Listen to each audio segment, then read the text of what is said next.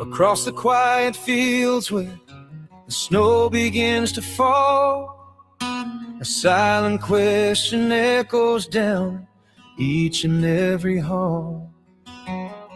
From the Atlantic shore to the Pacific's wide embrace, we look into the distance, searching every space. Maple trees stand watching in colors red and gold, for little hands to hold on to, for stories to be told. Where are all the children in Canada tonight? Underneath the northern lights, hidden from our sight, we keep a candle burning, a constant, faithful glow, hoping that they feel the love where the cold winds blow. Be safe, little one, wherever you may be. The heroes that you need are hoping to set you free.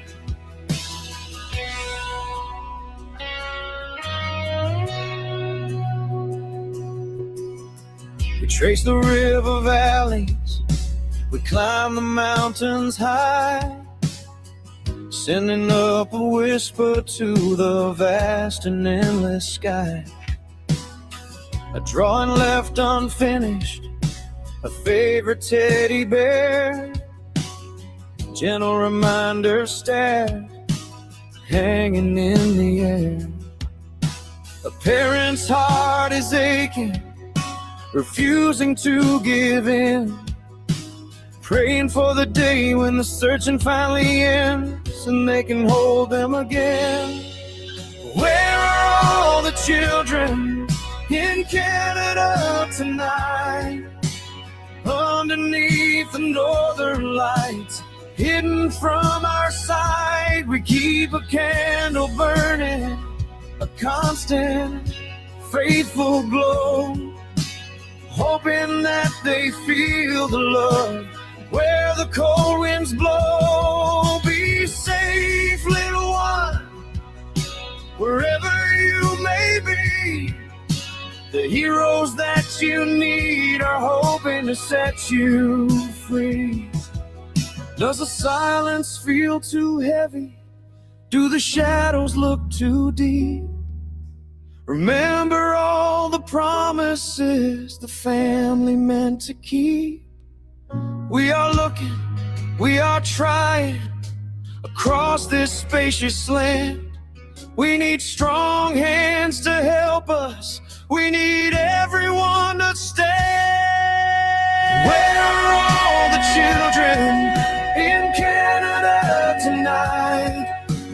Underneath the northern lights, hidden from our side, we keep a candle burning, a constant, faithful glow, hoping that they feel the love where the cold winds blow. Be safe, little one, wherever you may be.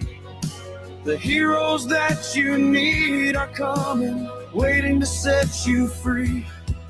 To the parents waiting by the phone, you are not in this alone. Bring them home, bring them home. Let our heroes rise. His grandma was watching him boots planted. Creek searched, no neighborhood were checked, no cameras were looked at, no geofencing used. His grandma just turned around for 18 seconds and then little Dylan went poof. Truro police looked for 6 days. Why weren't the planted boots checked for fingerprints or even DNA? Dylan's mom don't speak to her mom anymore. Was it traffickers? Or did neglected to check all avenues because they choose to check the easiest thing was the body of water? He is still missing. Does he wonder if his family is looking? Does he still remember his daddy's voice?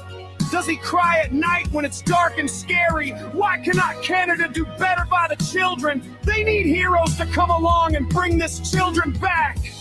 They need their parents to hold them tight. Stand up, Truro. And the RCMP, throw those guilty, sick members of your offices and government out the damn door. Our children need a hero.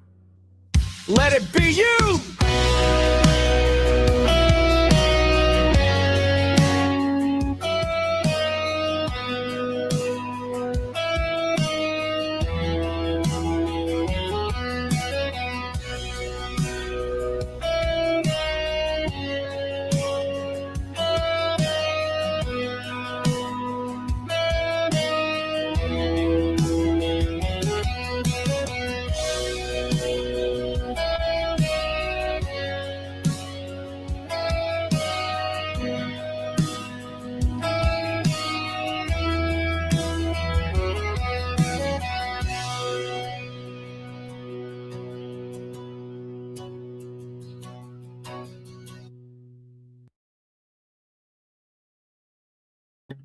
Hello, everybody.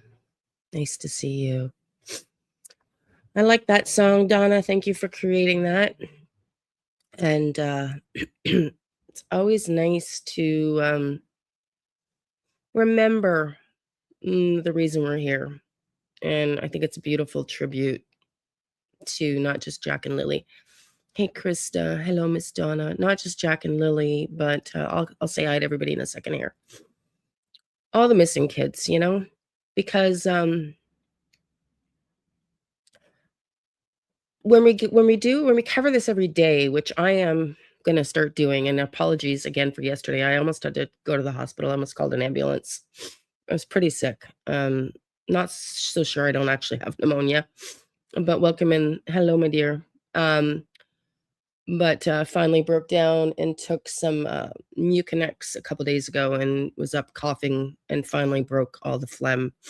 Yeah, I was getting chest pain, so I took my blood pressure and my pulse was at 56 and 57, and I couldn't get any air. And I took the Mucinex, which is a godsend, and I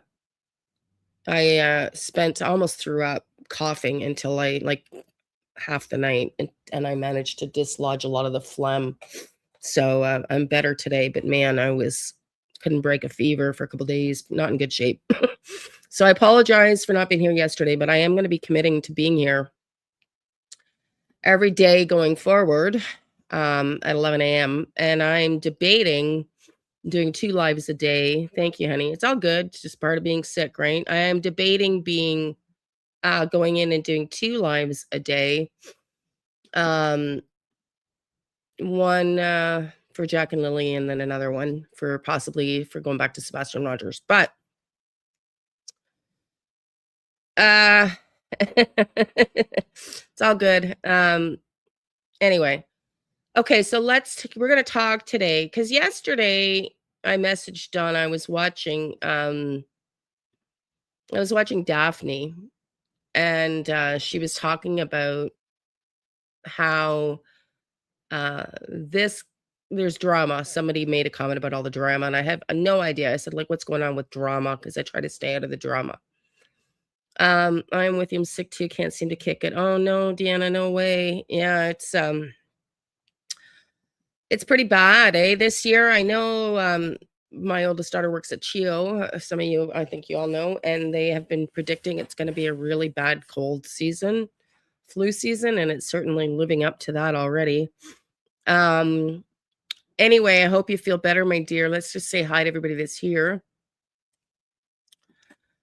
We're going to talk about the drama a little bit, just because it's actually really important drama. And I also want to say, Donna, Krista, thank you for being here, mods. Appreciate you being here. Judy, thank you for being here. Catherine's Cafe, thank you for being here. Jerry Lynn, Frosty Moose, thank you. Deanna, thank you. And anybody in the bushes, I appreciate you all. Thank you for being here. We're going to talk a little bit about the drama because it's actually important drama. And I was debating we're going to be doing updates. I probably shouldn't just call this back to the beginning because it's going to be, hello, Betty Knight. Nice to see you, honey. We're going to do updates as things evolve. Otherwise, we'll never stay on top of things, as well as sort of going back to the beginning simultaneously to see if there's anything that we've missed. What's the link to the other channel? I missed it the other day. Oh, okay, I'll grab it. And somebody keeps sending me messages on YouTube. I forget who it is, saying that they're sending me emails. I'm not getting emails, so I don't know if you have my email address correctly. But I'm going to ramp things up a lot. I'm going to do 2 lives a day. So Donna, Krista, and any other mods, I'm going to want to have a meeting with you all off on camera or off recording, but on StreamYard, if that's possible. And thanks, Donna. And I want to just make a quick comment here first, because somebody reached out to me about a coaching session and was a little bit surprised at my coaching fees. I paid $30,000 US to become a coach, to get training to become a coach with Keller Williams International. I had to go through 8 psychological profiles. I can show them to you. And $30,000 in training. So when somebody asks me for a coaching call, that's not a tarot reading. Okay, so my fee used to be $250 USD an hour. Yep. Okay. And I offered $150 for a coaching call / reading. And I know that's expensive. No, not for Betty. Somebody that wanted me to coach them. But, the last time I talked to my therapist, he's retired now, was when my mom pulled her shit on my dad. The therapist that told me to get out of this fucking family when I was 36, 20 years ago, followed me all those years. And he's retired now. And the last time I saw him when my mom pulled this shit with my dad was 2018. And he charged me $250 an hour. That's the going rate. If you want to get to a therapist or a coach who knows what they're doing, that's the going rate. So just putting that out there. It's okay. I'm not trying to scam anybody. But therapy and coaching are not cheap because they get results. And well, I've been to therapists and I am a coach and have been a coach, not only in business and holistic coaching. Coaching is different because coaching forces you to take power back yourself. Therapy is just, I got to vent and someone's going to listen to me and empower me to vent about who is me. Doesn't mean it's wrong. It's just there's two different outcomes. One's therapy. Coaching is about holding yourself accountable and what can you do to make your life better. And I used to get incredible results with people, hence why MAPS paid me. I coached 60, 70 people at a time. Okay. It's a lot of freaking clients. So it's not cheap. So I'm just putting that out there to the person that reached out to me. If you want to be coached, it's not a tarot reading, it's a different story. Okay. So not trying to rip anybody off. Those, and in fact, the $150 an hour is a discount from what I used to charge. Okay. And all my corporation and everything were set up because Keller Williams required it to me to be incorporated. Shit, sorry. Having a bad hair day. Through American bank accounts and everything else. So it's set up a little differently. Okay, so let's listen. I want to go back to we were talking on the first live or the first review of Free Will the other day. Hey, Sammy, we were talking about what the RCMP. Thanks, Chris. Don't make me laugh, please. Oh, God. Anyway, we were talking about whether we're going to do a few things today. We're going to do a new case. We're going to do a new case. It's okay, honey. It's okay. Liam Toman. And we're going to do some updates on Jack and Lily.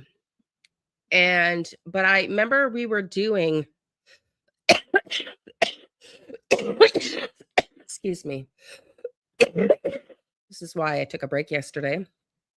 That's when I start talking. It's creates some wanting to cough. We were talking about whether the RCMP are pulling our chain, or are they actually going to solve this freaking case? Because the two articles create different impressions. And Mike Demand, we played Mike's response, and he doesn't really think the latest update says too much. So I think it was Marie who suggested, I got to do something with this hair. Hang on. It's driving me nuts. Hang on.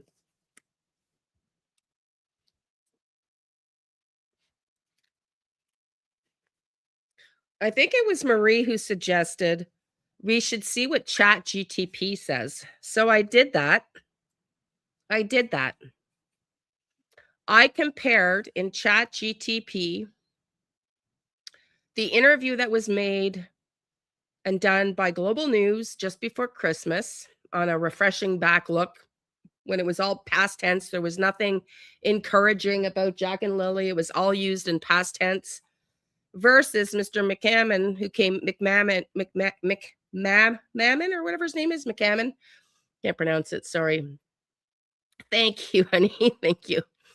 And I compared them because to me, they read differently. I thought the newest report from Global News, that was my impression, is positive. Positive that they were making headways, that they were perhaps going in different directions. What did you guys think? And more importantly, who do you think ChatGTP agrees with? In looking at the newest article, I'm going to show you what Chat says. Thanks, honey. Yeah, well, I haven't left the house. I could barely even stand yesterday. So I've got my drugs. Ryder went home this morning, and my son-in-law, when he dropped Ryder off the other day, my daughter got some sent a care package over too. I like that we are getting hope. Okay. It made you hopeful. Okay. So do you want to know what ChatGTP said about the nudist article? Do you tell me if you think, hey, go Hope, morning, just had an interview. Oh, congrats. How did it go? Good job. Tell me what you think. Do you think ChatGTP sided with us who felt it was hopeful? Or did it side with Mike DeMann who said that the article was nothing? Nothing. Do you think it's hopeful?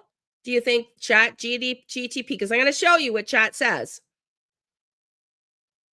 Do you think that Chat's going to see the latest article as hopeful or not really very much hope, like Mike says? Donna says hope. The Boylan family says Mike. Veronica, is that you? You don't know, says Frosty. Sides with Mike. Sides with Mike. Want to see it? Sides with Mike. Uh, which is, you know, not that Mike doesn't know his stuff. But I thought that was pretty disappointing. Oh, it's not going to upload. Here, let me show you. It's not going to upload. Yeah. Yeah. Yep. Yep. Sides with Mike.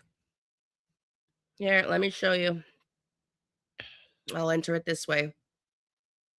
Yeah,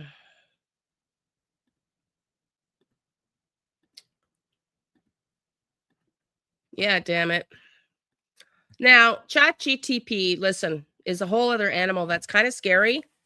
I'm not going to lie. There's lawsuits about ChatGTP creating, helping, encourage suicide and shit. Like it's not necessarily the best for a lot of things, but for an objective analysis, I would think it would be pretty accurate for an objective analysis. Thank you, Donna. Thank you. You're so sweet, honey. Thank you.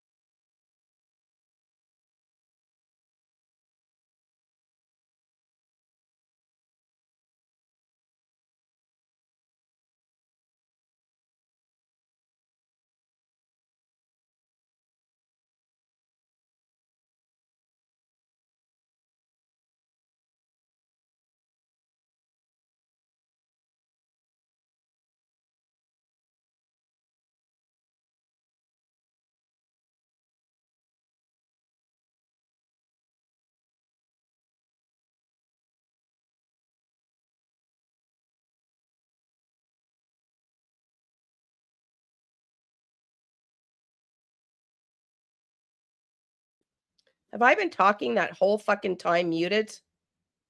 Are you kidding me? Are you kidding me? Jesus, Lerv. Jesus. Sorry, Donna. Ah. Okay, let me go back up to the important part. Donna, I'm sorry.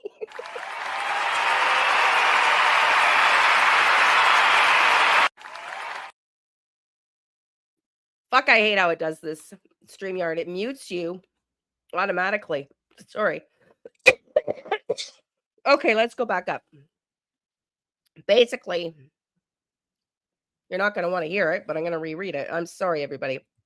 So it gives me all blah, blah, blah. I finally say, so for the true crime community that is hopeful for a positive outcome, given the latest article, you are suggesting that they do not have new leads and we should remain less hopeful than hopeful for a resolution to this case. Chat answers, I want to be very precise here because wording matters in a case like this and in how true crime interprets signals. Sorry, everybody. I'm so sorry. Short answer, no. It would not be accurate to say the RCMP have publicly confirmed new leads. And yes, the public should temper expectations. That is not the same as saying the case is hopeless or inactive. Let me break that down carefully. What the RCMP are not saying. Across the two interviews and the subsequent article, the RCMP do not say any of the following. We have a new lead. We are closer to resolving the case. Recent information has significantly advanced the investigation. We have identified a new suspect or scenario. In policing terms, those absences are meaningful. When law enforcement has a genuine breakthrough, they typically signal it indirectly at minimum. Example, new information has emerged. The investigation has shifted. We are following a promising line of inquiry. None of that language appears here. So from a strictly analytical point, there is no public confirmation of new leads. What the RCMP are saying and why it sounds hopeful to some, the messaging that feels hopeful to viewers comes from three things. A continued effort language. We are still working the case. All tips are being reviewed. This is rare and complex investigation. They are reassurance framing. This is designed to prevent public disengagement, not to signal progress. And the third thing, timing and proximity. Because the interviews and articles are close together in time, people naturally assume the article reflects momentum. In reality, the article reflects documentation, not necessarily new investigative movement. This is where perception diverges from substance. Why the article created more hope than the interviews? The article feels more active because it references court documents, investigative processes, what has been done, polygraph searches, forensic reviews. However, procedural detail does not equal new leads. The article essentially says, here is where the investigation stands procedurally. It does not say, here is what has changed. The distinction is critical and often, listen to this, misunderstood in true crime spaces. So should the community be less hopeful? This is where nuance matters. From an evidence-based standpoint, hope for a near-term resolution should be cautious. There is no public indication of imminent answers. The investigation appears to be in a sustained but static phase. That does not mean the case is closed. The children will not be found. The investigators have given up. It means there is no current public signal that resolution is closer now than it was before the article. What do y'all think of this? Yeah, it means nothing. Exactly, Jane Doe. It means nothing has changed in 8 months. So I was really kind of disappointed to see this, truthfully. But that's chat's opinion and Mike Demand. But Mike's the language expert, you know? And that's why I wanted to do this, because I've said it before, and it's not to be super critical of the RCMP, but they are masters of framing things, people. They are masters of how they frame and present things to the media. They are politicians as well as a police agency. And so they are masters at how they present things to the media. So why over-optimism can be harmful, can actually be harmful. This is important and often overlooked. Hang on.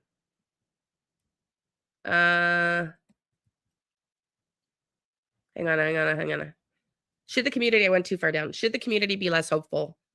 So from an evidence-based standpoint, hope for a near-term resolution should be cautious. There is no public indication of imminent answers. The investigation appears to be sustained but static phase.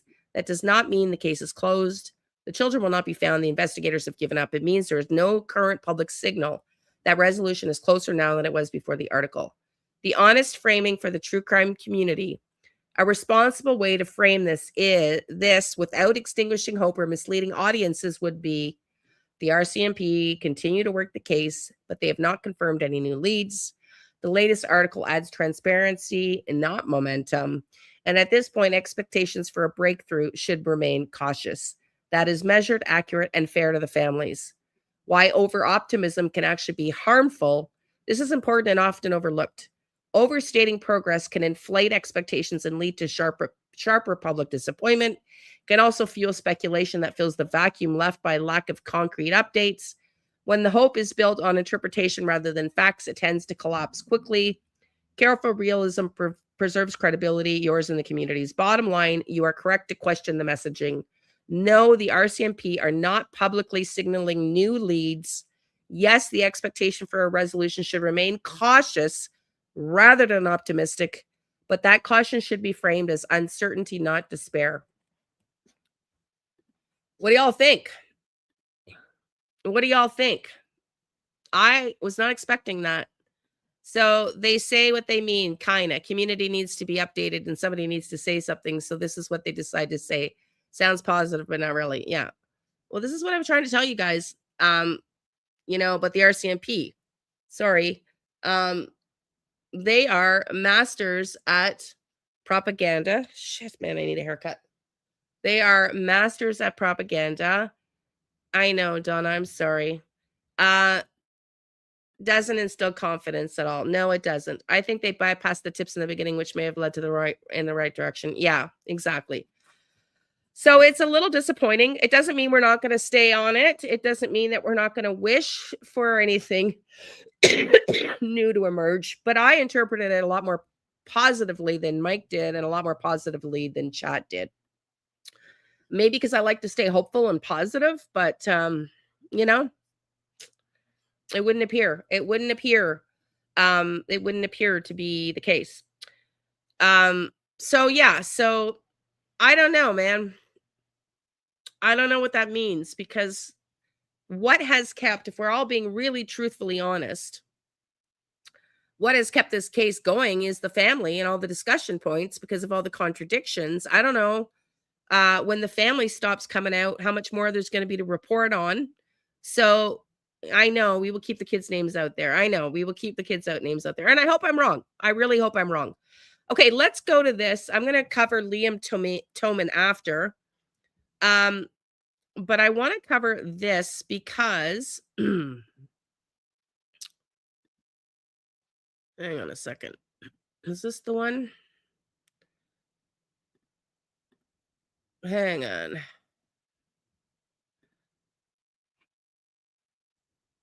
I want to shit. Come on. It's probably the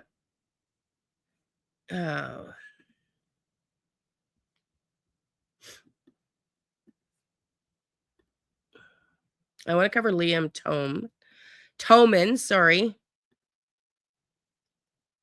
But first of all, I'm going to go back because I want to know.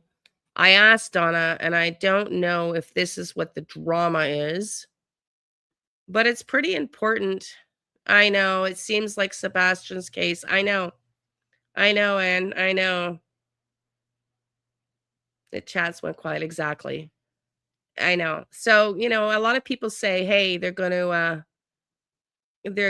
to um keep this case alive forever, but there's only so much we can talk about. So we're going to do the best we can. And I'm fully going to go on with the expectation that this case gets resolved. But to add to that, there's some more drama. Unfortunately, not some great news going on to add to that. I don't know if you've heard about all this. But it would appear that when I was asking about the drama, I don't know if there's more drama, but there's some drama going on between Belinda's lawyer, a PI, and a fake real estate agent, according to Ninshi. So we're going to watch this now. She's got some screenshots to share, and then we're going to go into some more analysis of the case. Makes me all upset about the money. I know. Listen, here's the pattern, right?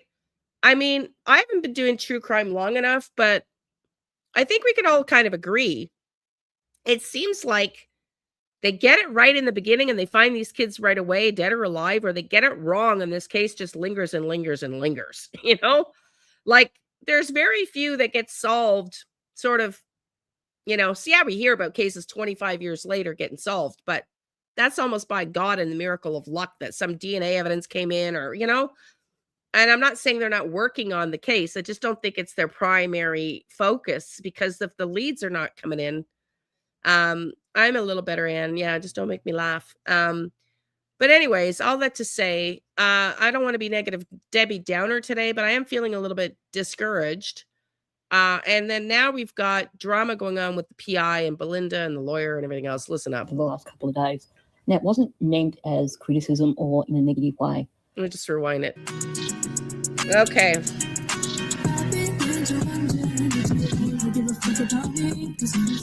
In Jack, they said it is very truthful. Now, it wasn't. Hold on. Comment on one of my videos over the last couple of days. Now, it wasn't meant as criticism or in a negative way, but it was very truthful. They said it is painful to see these beautiful pictures of Lily and Jack on my videos.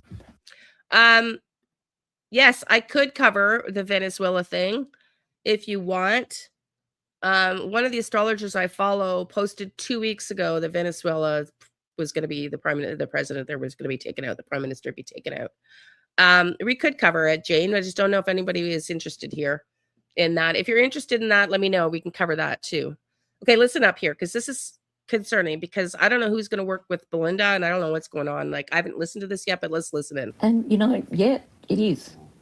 That's why we're here. We're here because of something that has happened to these two beautiful children. And it is painful. They went through several years of abuse, neglect, and we don't know what happened to them in the end. But it doesn't appear to have been good. When I cover cases, I always look for photos of the victims or of the missing to use on my videos. Unless I'm going through an article or looking at a news clip, then I'm always going to use photos of the people that I'm talking about, because I don't want people to forget why we're here. We're here because 4-year-old Jack Sullivan and 6-year-old Lily Sullivan are missing. 5-year-old Jack, certain that they are deceased. This is real life and it affects real people. We've heard that Lily could be a bit of a princess. Clearly she loved her clothes. She always was wearing lovely clothes. She loved her dolls. According to Belinda, she would just get into a little bubble, in a little world of her own, playing with her dolls. But she also loved her little brother Jack. Belinda has said Lily has a smile that could light up a room. And she does. She radiates this inner joy. According to Belinda, Jack didn't smile a lot. But it sounds like that's because he was so busy taking in the world. He was a deep thinker. He was a kid who was going to go somewhere in life. He was probably going to be a biologist or maybe the next Steve Irwin. And sure, we've all gotten attached to Lily and Jack over the last 8 months. I will consider it. I know Krista won't be here for it. Try not to laugh. I can feel your energy, Krista, when you're like, no, please, no, don't make me. Sorry, don't make me show up for it. Oh, sorry, everybody. And so many of us feel like we wish we could have just taken them home with us and protected us and given them a happy life. But there's people who cared about them even before we'd heard their names. People who are hurting deeply right now because they're not getting answers. They're getting lied to. They're getting stories that change. They're getting silence from the people who should be speaking. And they feel like they're not getting any closer to finding Lily and Jack. So, yes, it's painful seeing pictures of Lily and Jack. And there are some times when I'm making a video and the reality just hits me again when I look at their faces. But I put them there on my videos. I'm just going to say one thing, okay? Because I was watching JLR on the politics. We can talk about it for sure, because exactly, that's how I feel. I'm going to tell you how I feel, okay? And then you might not want to hear me go live on politics. I'm going to tell you how I feel because I have 2 daughters. My oldest daughter is a nurse practitioner, works at CHEO. My youngest daughter is a businessman, is a manager at Enterprise. And my youngest daughter has a dual degree in leadership and human rights and human ethics. And I've told everybody this, 2 degrees. And she studied, and all of her profs came from the UN, and they almost all of her profs in a 4-year program, a double degree program, said the UN is a useless tit of an institution that might as well be Boy Scouts of America because they absolutely do jack shit. And so my comment to the UN that are condemning this, where the fuck were you? Where the fuck were you to help the people of Venezuela for the last 25 fucking years? That's my point. So fuck it, whether you like Donald Trump or not, I'm sorry. I don't give a shit what the Democrats fucking think. It's what the people of Venezuela think that matters. And as far as I can tell, most of them are fucking happy. So the UN is a garbage institution. They're no fucking better than the fucking Boy Scouts of America. It's like joining a fucking cult organization with a bunch of fucking money that goes to jack shit for zero fucking resolution. So the UN can take the 2 fingers up the fucking, they just sit there and they're fucking high and mighty and talk into a fucking, microphone and do fuck all for peace in this world. Fuck all. It's time. I'm Canadian. I'm Canadian. I'm Canadian. And my daughter studied, and 99% of her profs came from the UN, and all of them left the UN and said the UN's a bogus organization that actually accomplishes nothing. Nothing. They are Boy Scouts of fucking America who stand on a pedestal and preach shit and get nothing fucking done. That's the UN. So I have zero interest in listening to what the UN has to say. I'm sorry. Is it legal? Probably not. But do you think somebody like him is going to go, okay, Donald, come and handcuff me. Let's go. Like, if you want me to be real, I'm going to sound a lot like Bullhorn Betty. If you want to take out a monster like him, you got to do it the hard way. I'm sorry. So I don't know how you feel about that, Marie. But they've done nothing. Exactly. They have done nothing about the people of Venezuela to help them for 20, 25 years. And it's not just Venezuela, half the fucking world. They have absolutely done nothing about. So I could care less if Canada was never part of the UN again, because I think they're a bunch of fucking useless tits on a fucking tool box. They're just a waste of fucking energy. Okay, let's go. That's my political statement. To remind people that this... And I don't fucking care if Donald Trump did it illegally or not, quite frankly. Because do you think Venezuela's doing anything legally? Many family members have died there because hospitals aren't even working. Exactly. I know. I'm sorry, Marie Curie. I know. So yeah, that's what I think about it. I think fucking whether you like Donald Trump or not, spiritually, I told y'all there's a book that was written in the 1800s called The Last President. Donald Trump, The Last President. He is going to substantially change this world. There is no if, buts, whens about it. It's happening. It's happening now. It's not going to just be Venezuela. It's going to be multiple countries. And that's just the way it's going to go. So get ready. This is the tip of the beginning. This is the tip of the iceberg, in my opinion. Donald Trump ain't farting around. Not farting around. And I actually respect him for that. I respect him for being the first politician that actually does what he says he's going to do. He warned people. They didn't listen. Whether you like it or not, it's done. And I have, like, again, I don't want to get into this because this is not what people came here for. So I'm going to wrap it up with, I think the UN's a useless tit of an organization. They have done nothing to progress world peace since I've been born. Nothing. So let's move on. Sorry. This is real life. These are two little people who were let down. These are two little people for whom we should be fighting for justice and begging for answers. Now, I made a comment when I was going through the audio from Hayley where I said that Hayley sees people in terms of her own personal beliefs. So, for example, she seems to believe the things that Malaya is telling her because I guess in her head it's inconceivable that you would lie outright to a family member in the way that Malaya is. I have said that deep down I believe she realises that Malaya is lying and that she knows that Malaya is involved. But where I'm coming from with that is that, to me, I forget that not everyone is in this for Lily and Jack. Not everyone is doing this to try and fight for justice for them, to try and find a way to get them found and brought home. But I was reminded of this when I was lying in bed last night trying to get to sleep. Did the usual ADHD thing, pulled out the phone, started going through Facebook, and it was already starting to go nuts. So by this morning, when I got up, I was disgusted. And I was a little bit confused too, because it seems that some people just really don't care about Lily and Jack. Seems like some people are in it just to stir up drama, just for their own ends. Now, I was already reaching a point with Facebook where I was feeling like I didn't even want to go in and look at the Lily and Jack pages because it seems like admins were just letting anything slide.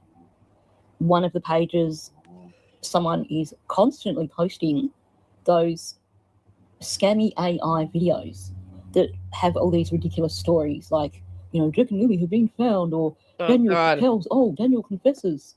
You know the ones I mean. They have been non-stop since this case started. And now some clown or a few clowns, who knows, because it seems like on Facebook everyone has about 20 different accounts. But now all of a sudden those videos are being promoted on the Jack and Lily pages and nobody is doing anything about it. Like the admins are just letting them go. That said, given that at least one of those pages, all the admins are fake accounts and the main fake account is constantly trying to stir up drama, then it doesn't surprise me that those videos are left there. Of course, there's also the irony that there's several people who post things there on those pages about YouTube channels. We're the worst of the worst, apparently. We're destroying this case. We're the problem in this case. I'm actually going to share one post because this person is constantly bashing YouTube channels. And the funny thing is, it's not a fake account. She's actually doing it under her own account.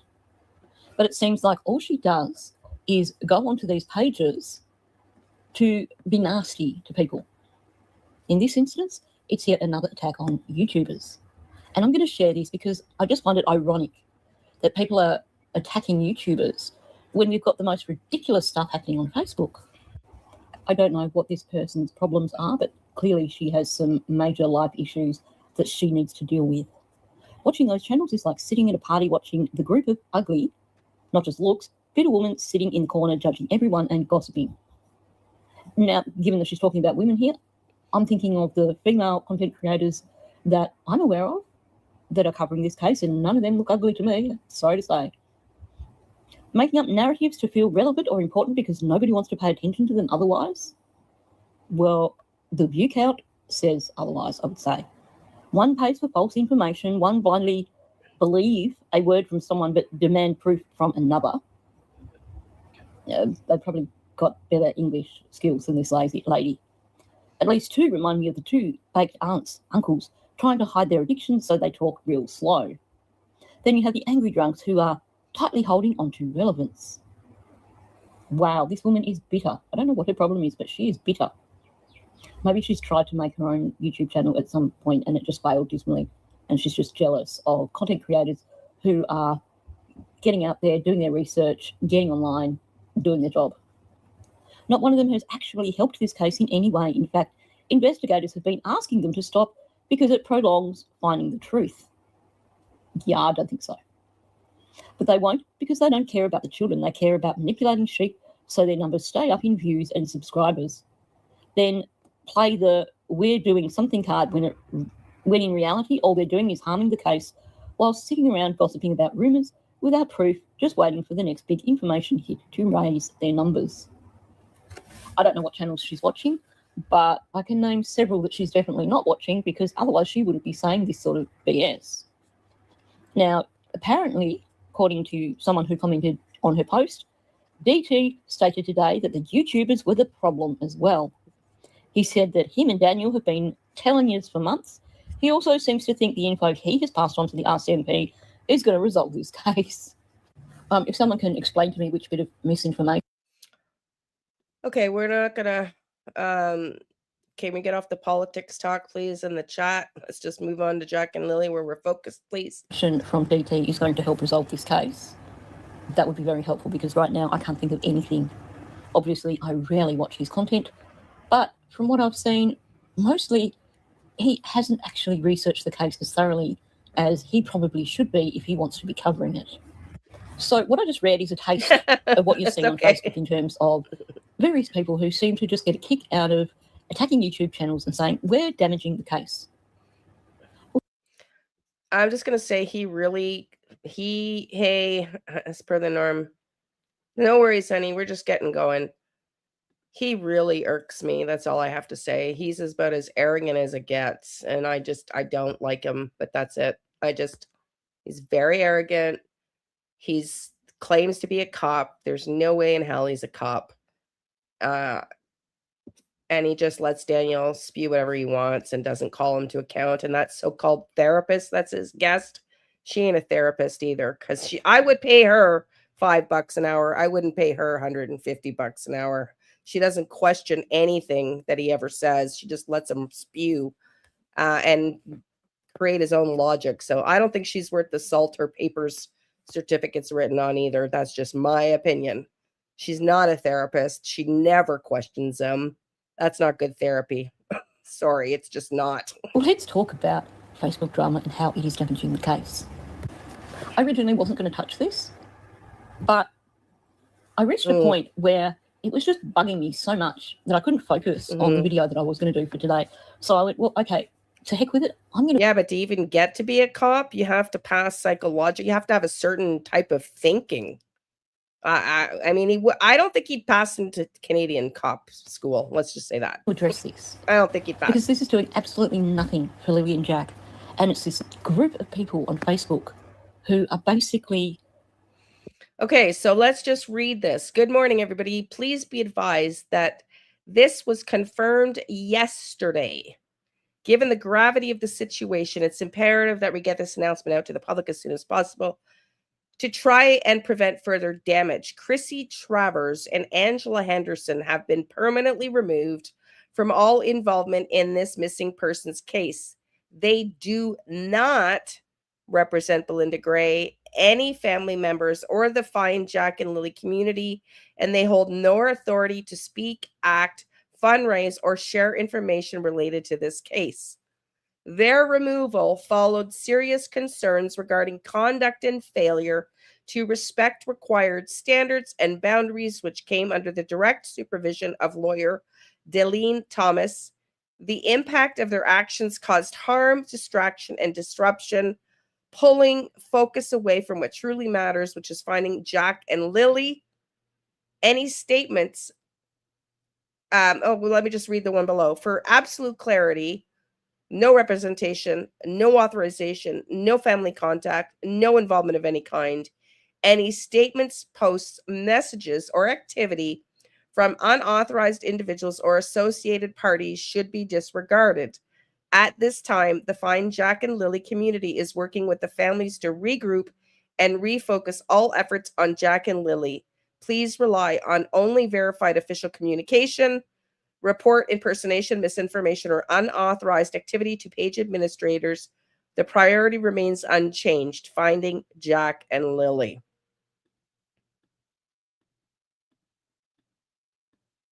So there's the drama. Let's just see. To that. So, first of all, before I share these messages that were shared by Miss Inrig, I'm going to share a post from Chelsea after the fact. Who wrote these messages? It wasn't my mother. I have my suspicions, though. Why would anyone in their right mind want to do something like this in a missing children's case?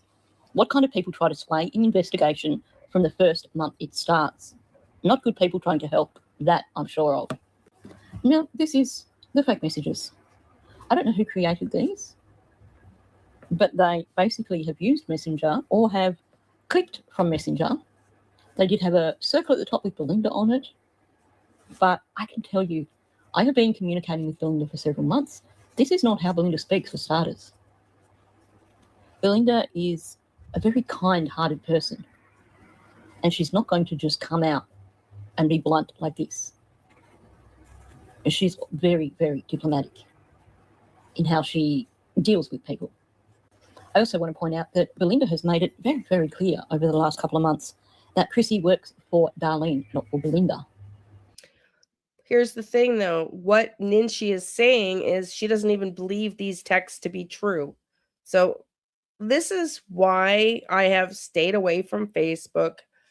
This is why up until now I've stayed away with all of Daniel's statements and contradictions, because it's just a bunch of baloney sometimes to waffle through. DEA 56, there are strict guidelines to follow for private detectives. Yeah, exactly. But I don't even know if this is true. Let's keep listening. I don't even know if it's true.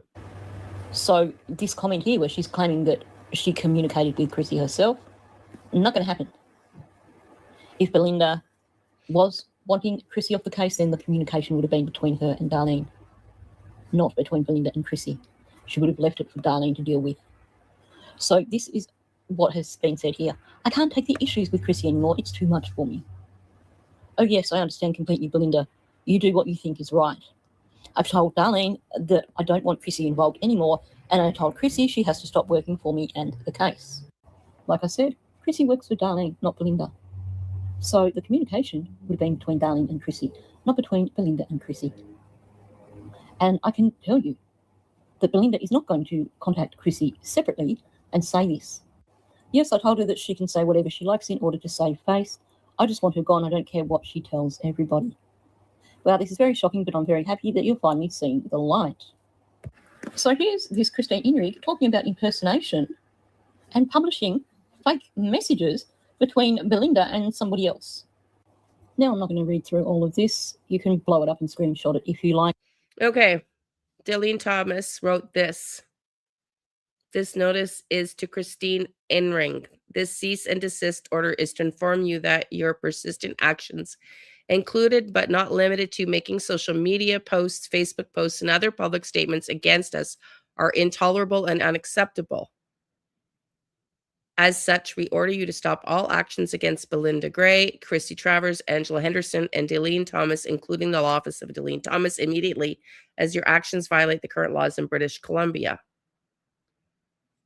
Facebook posts and other public statements against us are intolerable and unacceptable. As such, we order you to stop all actions against Belinda Gray, Christy Travers, Angela Henderson, and Deline Thomas. Oh, sorry. You were told by the police last month to stop harassing me personally when you sent the police to my home on a false wellness check.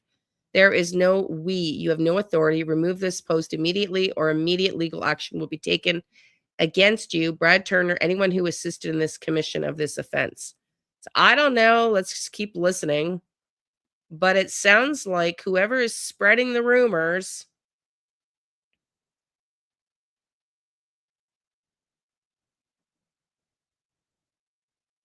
it sounds like whoever is spreading the rumors, let's just keep reading. I don't even know if it's true. Okay, so this is posted, Jack and Lily Sullivan, in the missing Jack and Lily Sullivan, 35 minutes before Ninchi created this video. Public notice, cease and desist. Christine Inrig holds no authority whatsoever to represent anyone or any information in this case. She is not a lawyer or a private investigator. Belinda Gray will be making a statement when she's able to correct the misinformation spread by Inrig. I can confirm Chrissy was not fired by me for anything. I have asked for receipts for multiple allegations made against her on an ongoing basis as allegations have been made.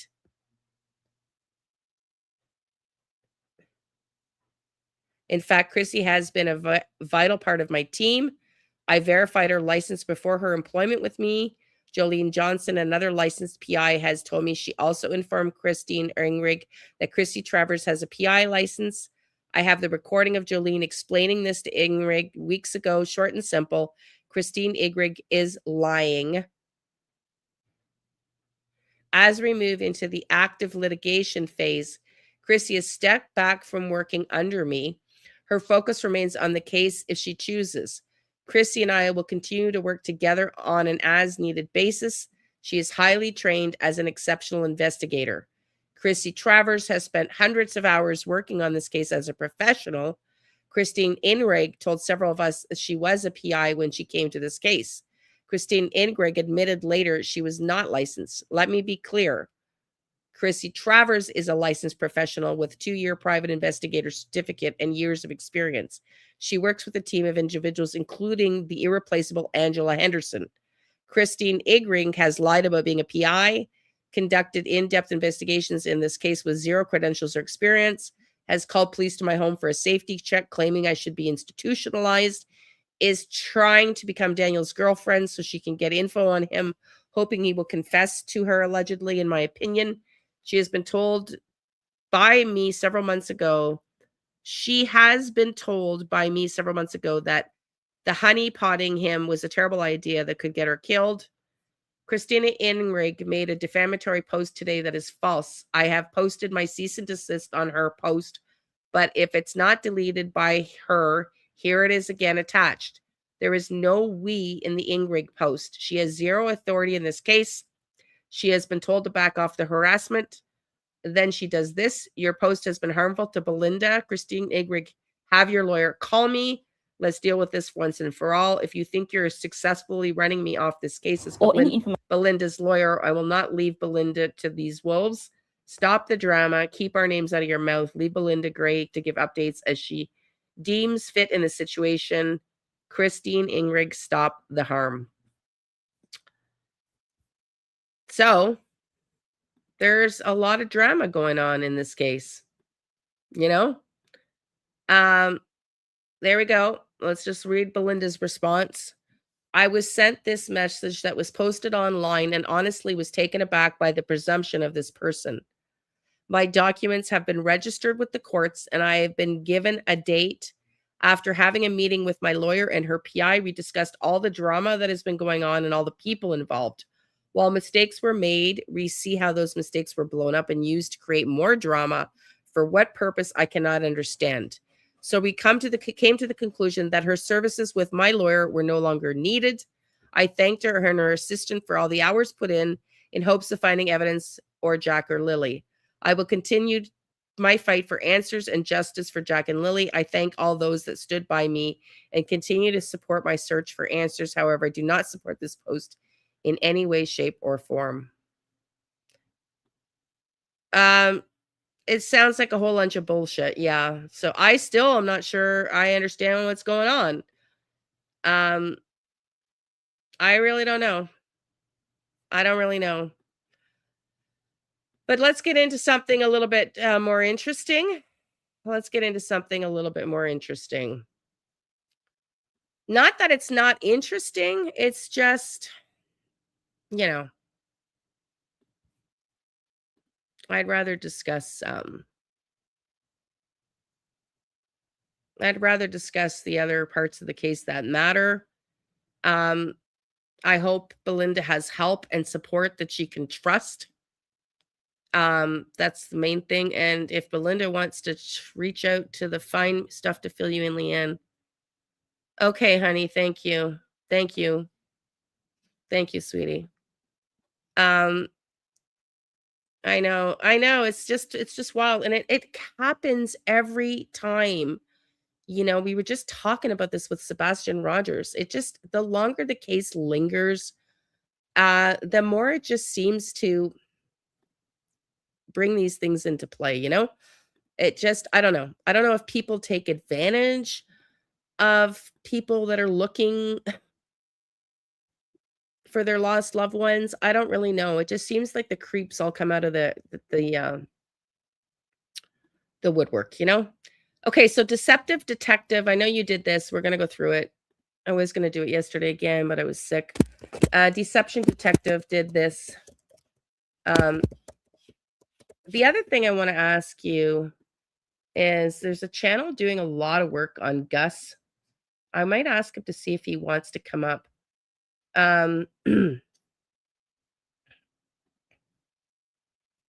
Yeah, well, if Belinda, as long as Belinda has help, like I can send her to the Find Me group. There's lots of people that can help her. I just want to make sure Belinda has the right support. And if Daleen is still involved, who don't want the children found, so they make drama to confuse. Yeah, it's just wild. It's just wild. Okay, let's listen to this. Let's listen to this, because this is the Deception Detective puts together statements from Daniel that contradict each other. When Malaya woke me up, I'm pretty sure it was her who woke me up, because we both kind of like woke up at the same time. And I remember her saying, as it says in the documents, she said, I don't hear them. But the craziest thing was, I mean, I had to get victim services, and you know, there's help, but it's not enough. It's really not enough. Just saying. When I woke up, it was in the first 5 seconds that she said, I don't hear them.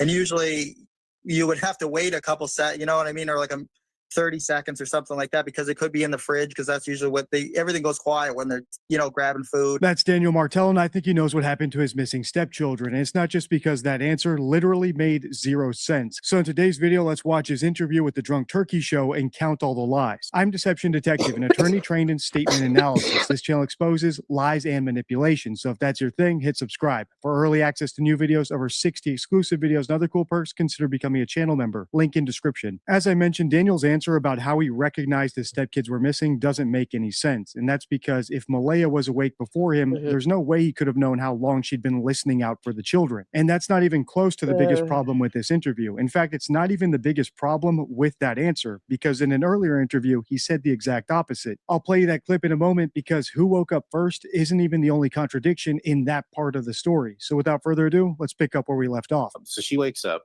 you wake up. What's the first thing that you do? First thing I do when I wake up is, I mean, Malaya's right beside me, and she says, "Do you like hear the kids?" And then I listen for a few seconds. I said, "No, I don't hear them." So first thing I do is when I don't hear them, I get up and I, you know, get dressed, you know, and me and her make our way out to the kitchen. And this thing I still find odd to this day, I told investigators this, is Malaya didn't look in Jack and Lily's room when we went up, when we walked to the kitchen, right? Okay.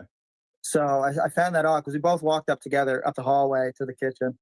And then I poked my head I looked into the living room, didn't see the kids. I ran back to the room, looked underneath the beds and stuff, didn't see them. So then we made our way outside, right? Malaya stood in the kitchen when I was running like a moron through the house looking for the kids. And we made our way outside. You know, we got through the fence, and then we're standing right in front of Mom's RV, and she asked me, should I call 911? All right, let's pause here and recap. Daniel said that Malaya woke up first, asked him if he hears the kids. He said he doesn't. Then they both went around the house looking for them. Then they both went outside together. and she asked him if she should call 911. In a moment, we'll watch him give a CBC interview where he contradicts all of that. But before we do, I just want to quickly recap my 3 tiers of inconsistencies. The lowest tier is subjective, and that's really just an opinion. Like when someone says, well, I wouldn't have done that if I were him, so he must be lying. Frankly, it doesn't tell us much, but it's the one I see most often online. The middle tier is a statistical inconsistency, and that's when someone's alleged actions don't line up with what people typically do in that situation according to research. It's not ironclad proof that they're lying, but it's at least objective. And then there's the gold standard, internal inconsistency, and that's when a person's own words and actions contradict each other. So it's not a matter of if they're lying, it's a matter of when. All right, now that I explained that, listen to this. When I woke up, Malaya was right beside me. She was still asleep.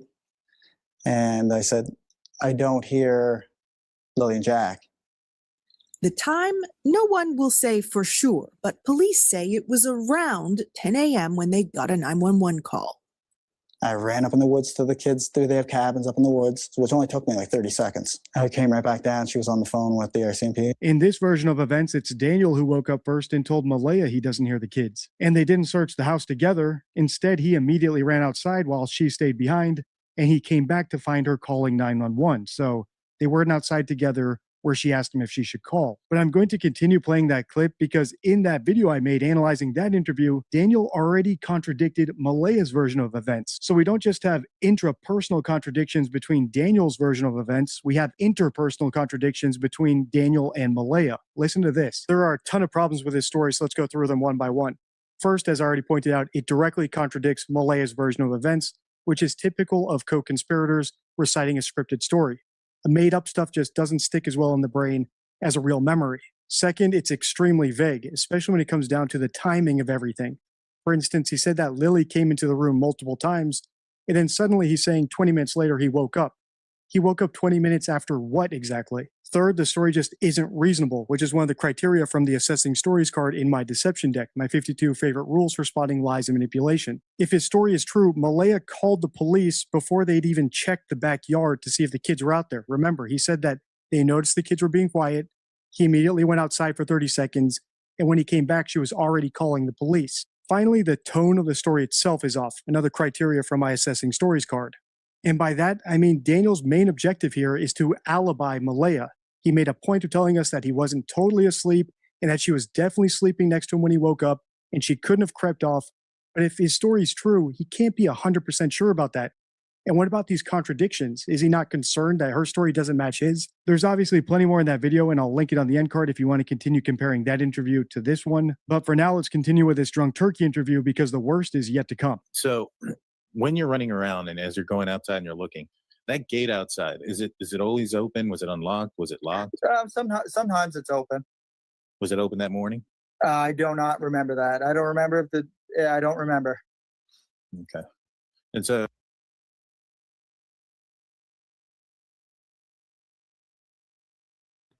I don't really know why it matters to DT if the gate was open.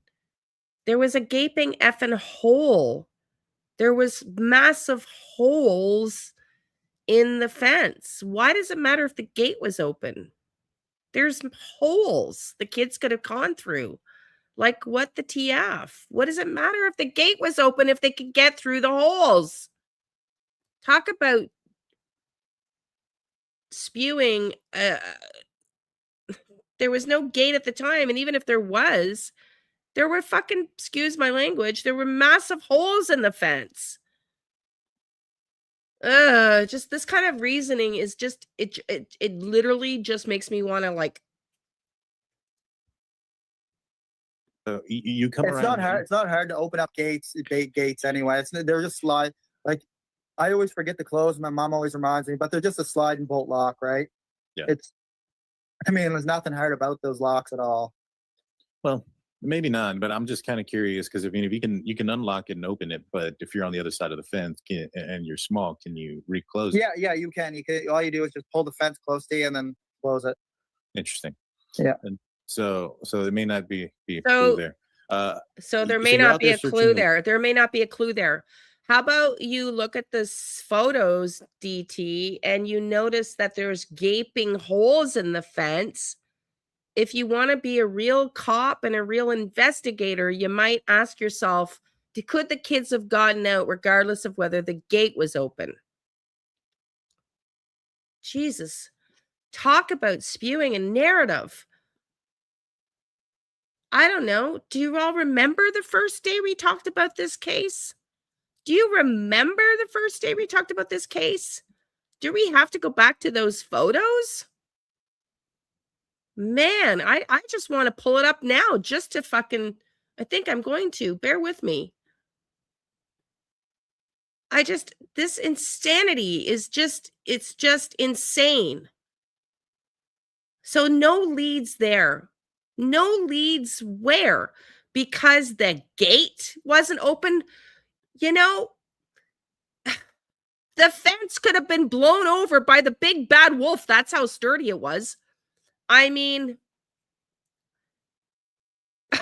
Jesus fudge. My chest. I'm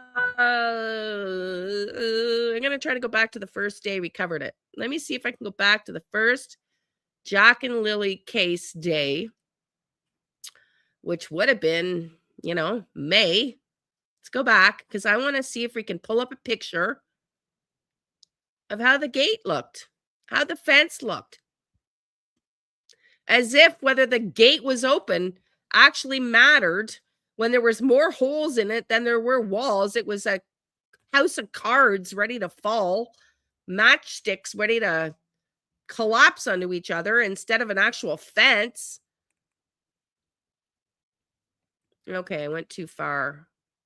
I mean, what a joke. Nothing to see there. I guess they couldn't have got out the gate. Oh, my effing Lord. Sorry, am I showing how I feel? Am I showing how I feel? Okay, Jack and Lily, let's go. Jack and Lily covered the first day. May 7th, I streamed.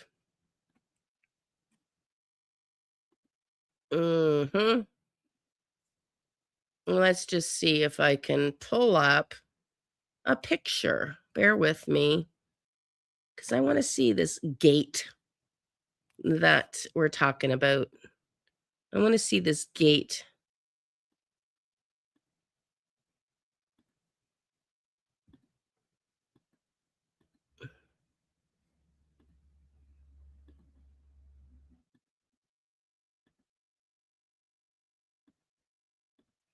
It might not be on my first video. Here we go. Here we go. Let's just see. I'm just trying to pull it up.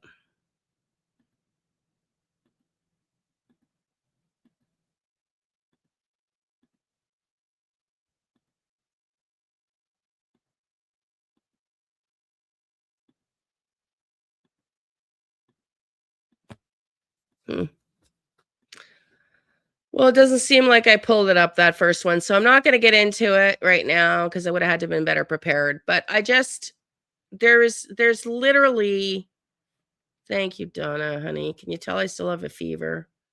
Thank you.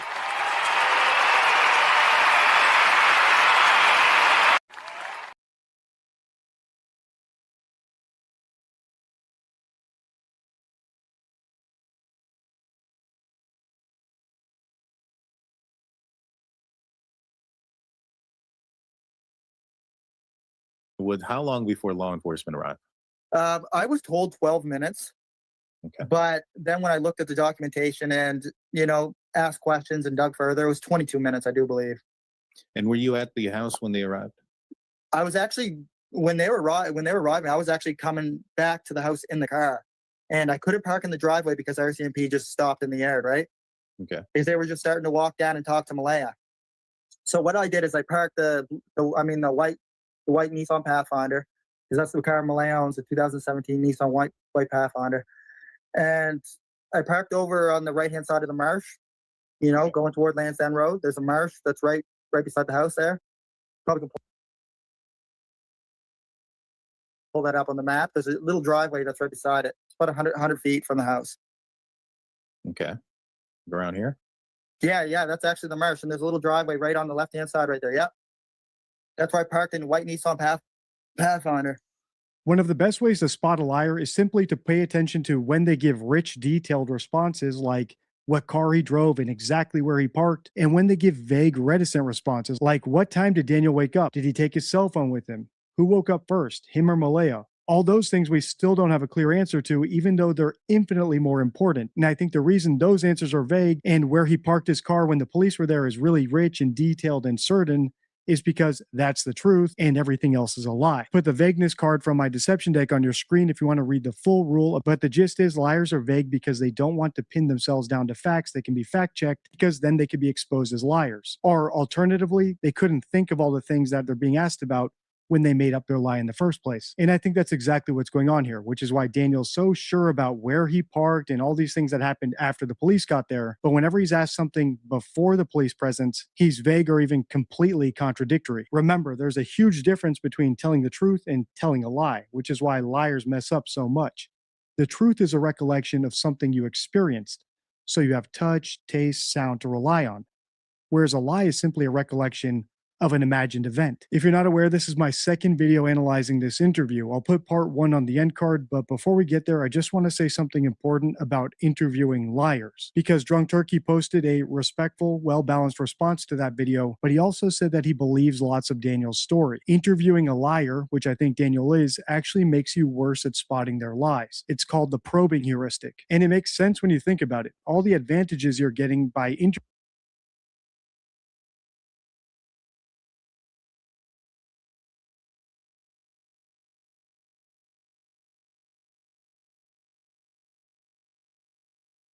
someone, like being able to ask follow-up questions, gauge their responses, influence them, outplay them, go both ways. And a liar wants nothing more than to be believed and liked. But observers like us, we're not being directly charmed or manipulated by the liar. So with all due respect to Drunk Turkey and all the other YouTubers who are talking to the Martell family, they're not the best judges of their truthfulness. We are. And to be clear, this heuristic doesn't just apply to YouTubers. It affects professionals, and it affects you whether or not you're going into it neutral, pro the person you're interviewing, or skeptical. It really doesn't matter. We're not even a third of the way through this interview. I'm going to link Drunk Turkey's channel below if you want to watch all of it. And if you want me to do a part 3, let me know by liking, comment.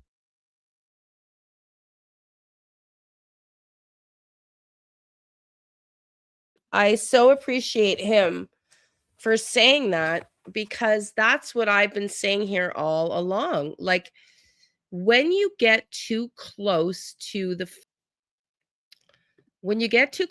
family, you lose your objectivity. You know, you lose your objectivity. So DM said something about working on the fence in one of the interviews. Yeah. Well, let's look at the pictures, okay? They fixed the fence up. But look at this picture here, okay? I can see, if you can see right here, first of all, this is the original fence before they tried to fix it up.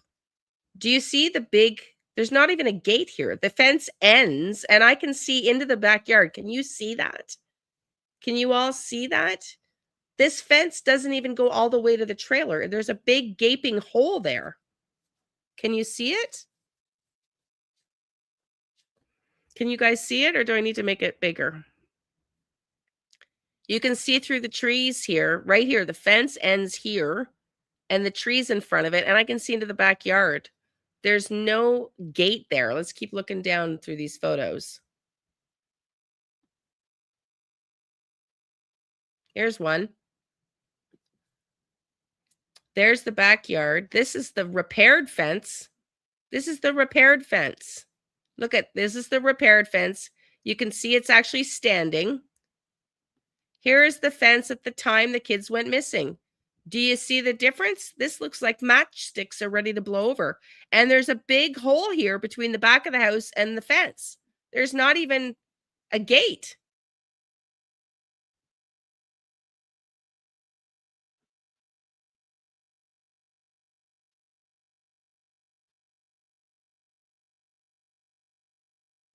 There, you can see here. Now, I don't know if these are after the repairs. Looks like some of the wood here has been replaced. You can see this is after the repairs. Look at the wood here. This is new wood. Look at the two different colors of wood. See where I said you could see right through? There was no gate. From where the chair is to the trailer is new wood. From where the chair is to the green fence is the original wood. They added that piece. They're not even the same color of wood. There was no gate. There was no gate. Can't have proper sight when you're too close. Yeah, so can you see it? Yeah, you cannot. So I just, and this is what I said to all of them. All of them. Well, I said it to one specifically, but this is my message to everybody. I'm not chasing to talk to the family because, the only person I would talk to would be Belinda. But you can see here, there's two, there's a big hole here. You see this? There is no gate here. There's before and after pictures before they repaired it. There is a hole here. There is a hole here. There's also a hole here. Look at here. Could a kid get through this? Can you see it? Could a kid get through that hole? Hell yes, if they wanted to. Heck to the yes, they could. So, ex-police officer, my ass. I don't believe he was a cop. I don't believe he was a cop. I'm sorry. I'd like to see proof. The spot that her and the reporter walk out in where there's no gate, it's wide open. Exactly. It's just this. So it's just, I meant from your earlier comment that the closeness of, no, I know, Wendy, I get that. No, I know what you meant. Yeah, no, I know what you meant.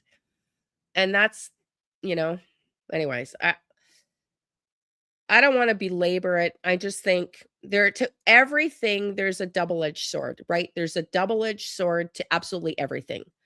Is there a positive when Sunny decided that she wanted to have Daniel and everybody up on her channel? Is there a positive for Sunny? Yeah, she said it. I used him, he used me. Yeah, that's exactly what happened. Is there a positive in that we got to see some of the lies from the Martel and we got to keep the story going because there was something being said to talk about? Yeah. But the negative side is you get too close to players and you don't have a clue who these people are. And I don't mean to say anything disparagingly about online, but everybody here in this chat, as much as you think we all know each other, let's be honest about that. Online, knowing somebody and talking to somebody online is not the same thing as really knowing somebody, really getting to know somebody. And talking to Belinda, Daniel, Haley, whoever that people are wanting to talk to and are talking to, you can't really get to know somebody in a 15-minute conversation 10 times over the span of 8 months when you're investigating a case. It's just not good detective work. And that's why, if you want to be objective, I'm so glad the deception detective said this. You really should, try to remove yourself from being totally invested with the family because you lose your objectivity, in my opinion. Just my opinion. And at least when it comes to the people that were there. Does that include Belinda on the property? But when it comes to Malaya, Daniel, Janie, and the players that were present that day, how could you trust them?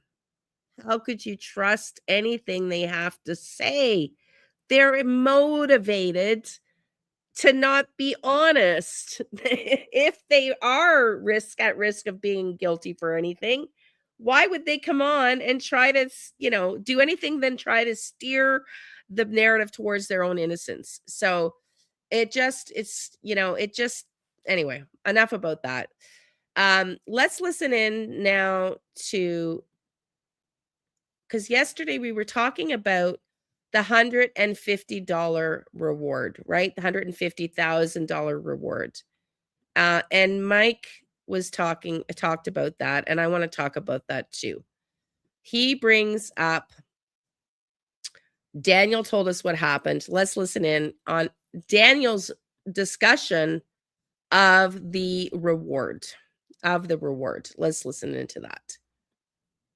My name is Mike Toman. Thank you guys for watching. In the last few weeks, I said very little about Jack and Lily simply because there were no news.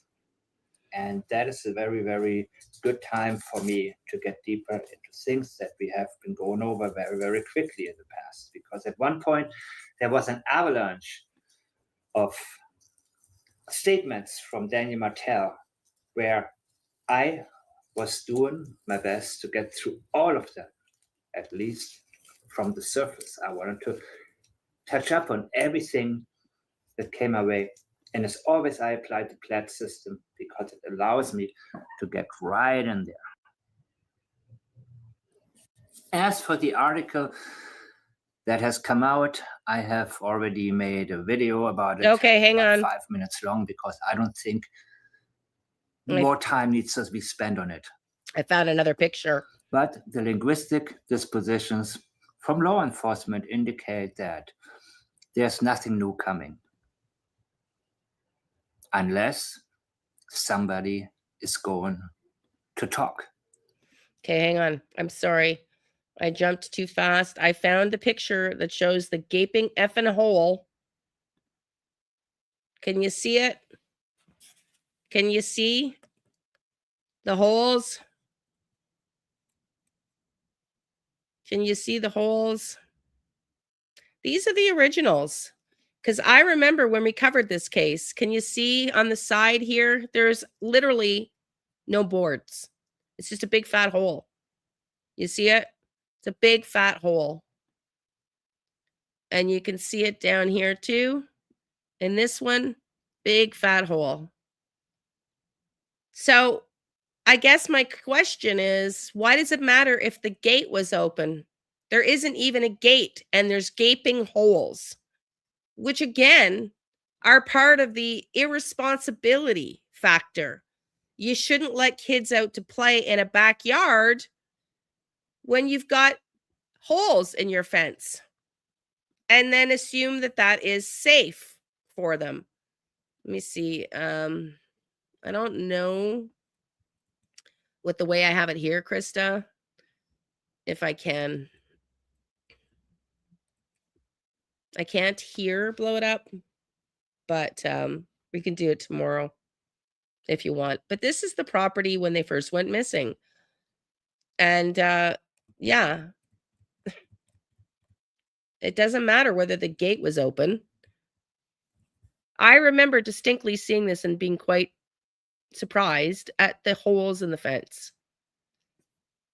Lots of holes in the fence.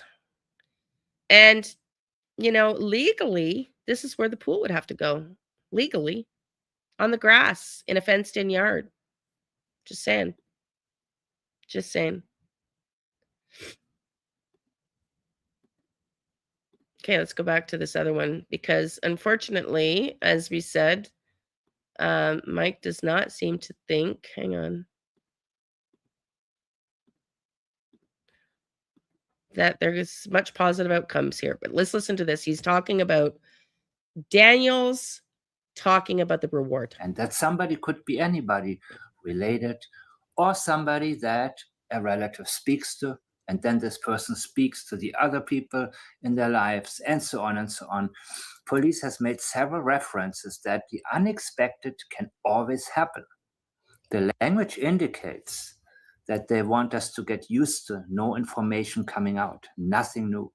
However, police often live on hope. It's part of their job because they don't know what break they can get. At any given time, one of those breaks can come up and somebody may say, hey, I know which part of the ocean Daniel went to that night. He told somebody, or somebody else that was there, told somebody overheard it, then other people got wind of it. So the message was, as usual, keep on waiting and get used to it. However, there is always a possibility that we can get a break. And as a law enforcement officer, you are very, very well aware of such a possibility. As everything stands right now, they're at a standstill. They're in a cul-de-sac. And they don't see a way to get things moving. This particular statement is of great interest to me. I have recently posted it again by linking to the video that has it as a thumbnail and giving a very quick explanation of why it is so important. Let's look at the statement one more time. First of all, Daniel is saying, I believe. So he's putting himself there with the pronoun I. But he cannot simply tell us, I believe Jack and Lily are alive. He feels a need to convince us. And he needs to feel the need to do so by insinuating that police must believe so. Hence, the reward of $150,000. If police offer this reward, they must be thinking that Jack and Lily are still alive. So who am I and who are you not to believe it either? This takes away from the linguistic commitment to an actual belief. Janie was similar. She had to say, I believe it in my heart, copying the in my heart part. It's very similar to when you examine denial or confirmation. And you have to see if it's reliable or not. And usually the more words are added after the denial or the confirmation, the less credible it becomes. Especially when somebody feels the need to explain to you why you should agree. It's very similar to the doubles as well. Did you do it? No. No. Well, why do you feel the need to tell us twice? Friday morning. Why do you need to emphasize twice on Friday being when Jack and Lily supposedly went missing? And when something doesn't make any sense, make it make sense. Because I believe Jack and Lily are alive should be one sentence. There should be no need to try to convince and tell you what somebody else supposedly. Well, not only that, why does Daniel jump to the conclusion that because there's a reward that the police believe that Jack and Lily are alive? Why would Daniel jump to the conclusion that the police think they're alive just because they're offering a reward? I just had a thought about that gate, that fence. What if they had backed a vehicle up into that so-called player to remove things from the trailer? Yes, that's a great point, DEA. That's a great point. Could the kids have been rushed off into the back of a car? Yes. And nobody would have known any differently. Yes. And nobody would have seen anything. Mm-hmm. Mm-hmm. Mm-hmm. Mm-hmm. Mm-hmm. But what I guess I'm struggling to try to understand Daniel's logic. The reward to me means, hey, Realtor Lulu, nice to see you, honey. It's been a while. Does I've seen people even giving rewards to red rum ears. What does that mean, honey? I would been bothered. I would be really bothered about the fire risking living there. Yes, exactly. Well, and I guess Happy New Year to you, honey. I guess my interesting part of this is the reward is because they don't have the answers. And I find it interesting that Daniel jumps to, they must believe the kids are alive. Like, no, they want to solve the case, Daniel. That's what they're not there to believe whether the kids are alive or not. They're there to solve the case. And that's their job.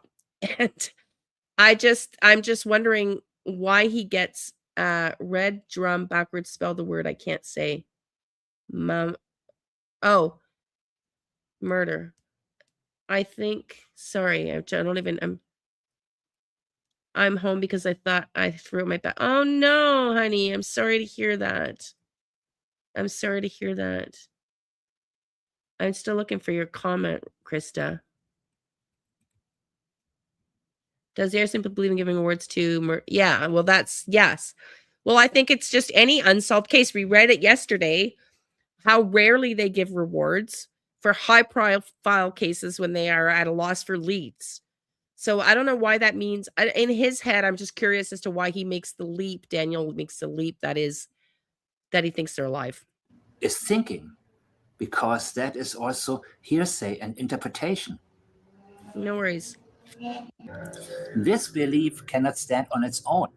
And he is doubling down by telling you again about a No, belief. there's no gate. I know we just showed it. I'll show Within it to the you. same sentence. And did Again. he really say that? That is the high point when it comes to the earlier statements of Daniels.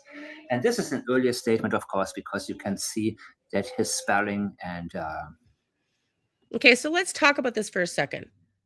Why is DT motivated to push Daniel's narrative? Why? Why?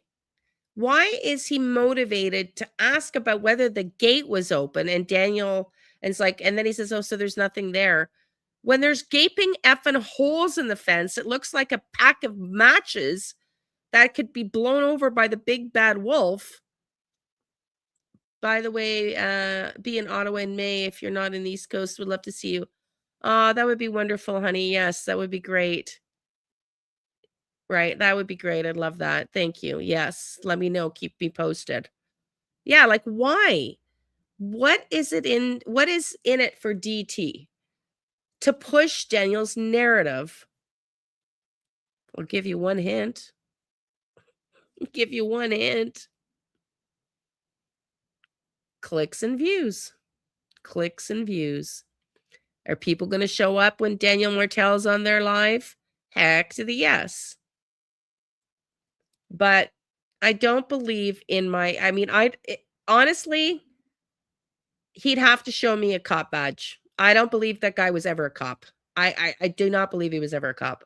No idea why he is so persistent on that. They walked into the woods and disappeared. There's zero evidence of it.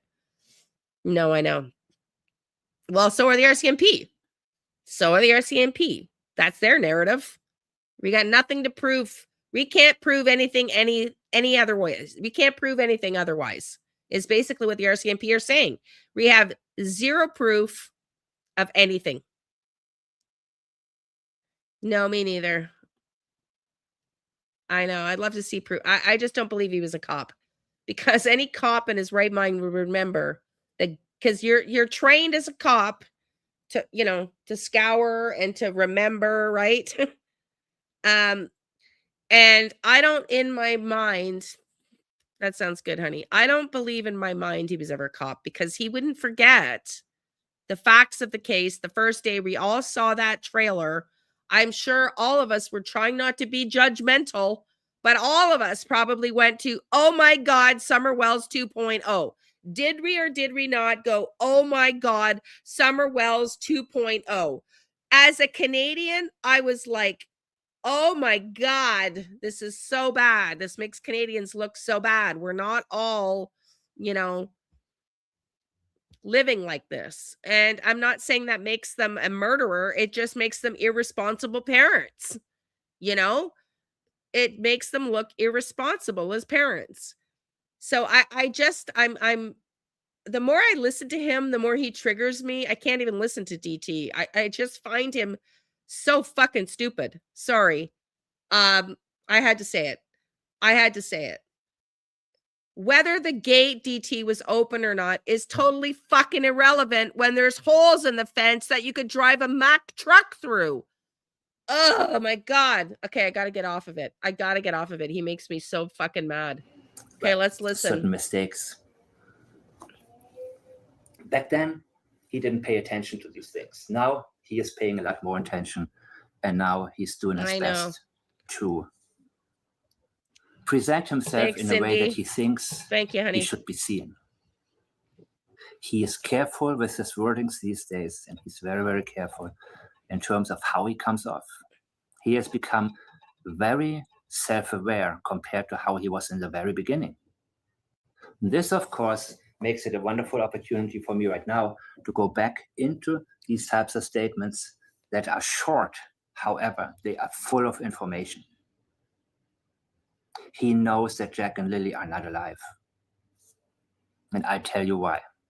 First of all, even that misspell murder indicates, well, let's read it all. And my belief that no one that's involved is the murder. He's telling us that there is more than one person involved.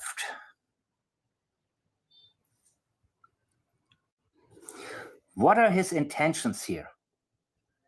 Remember the question I would love to ask him? What should be done to whoever is responsible for this? God.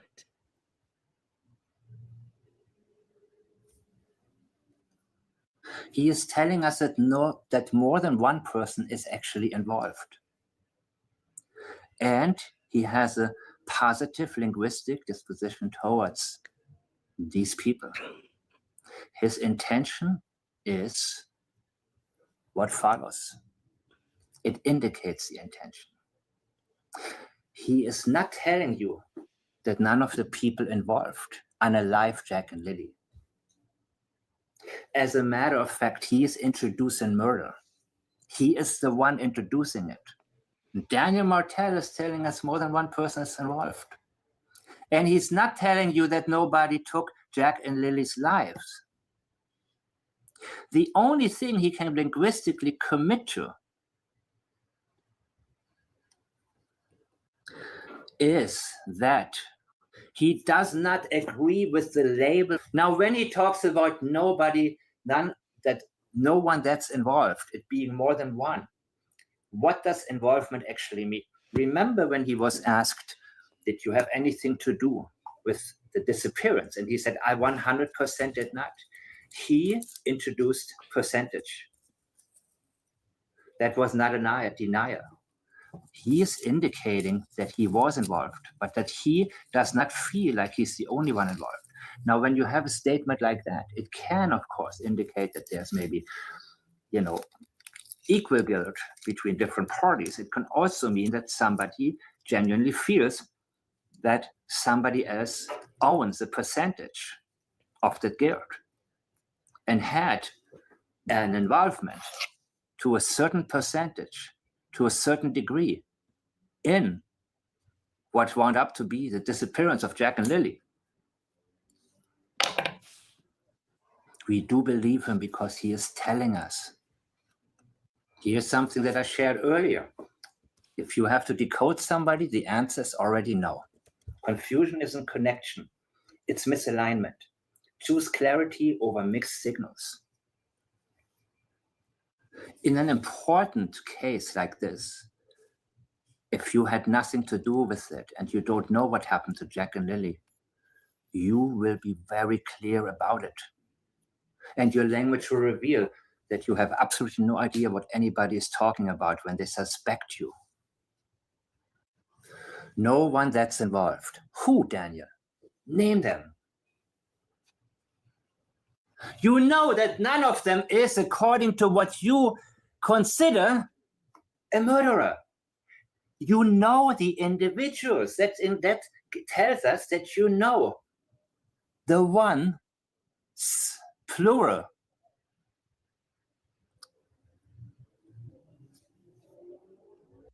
It is indicating the plural, to be exact. No one involved took Jack and Lily's lives would be a lot more comforting.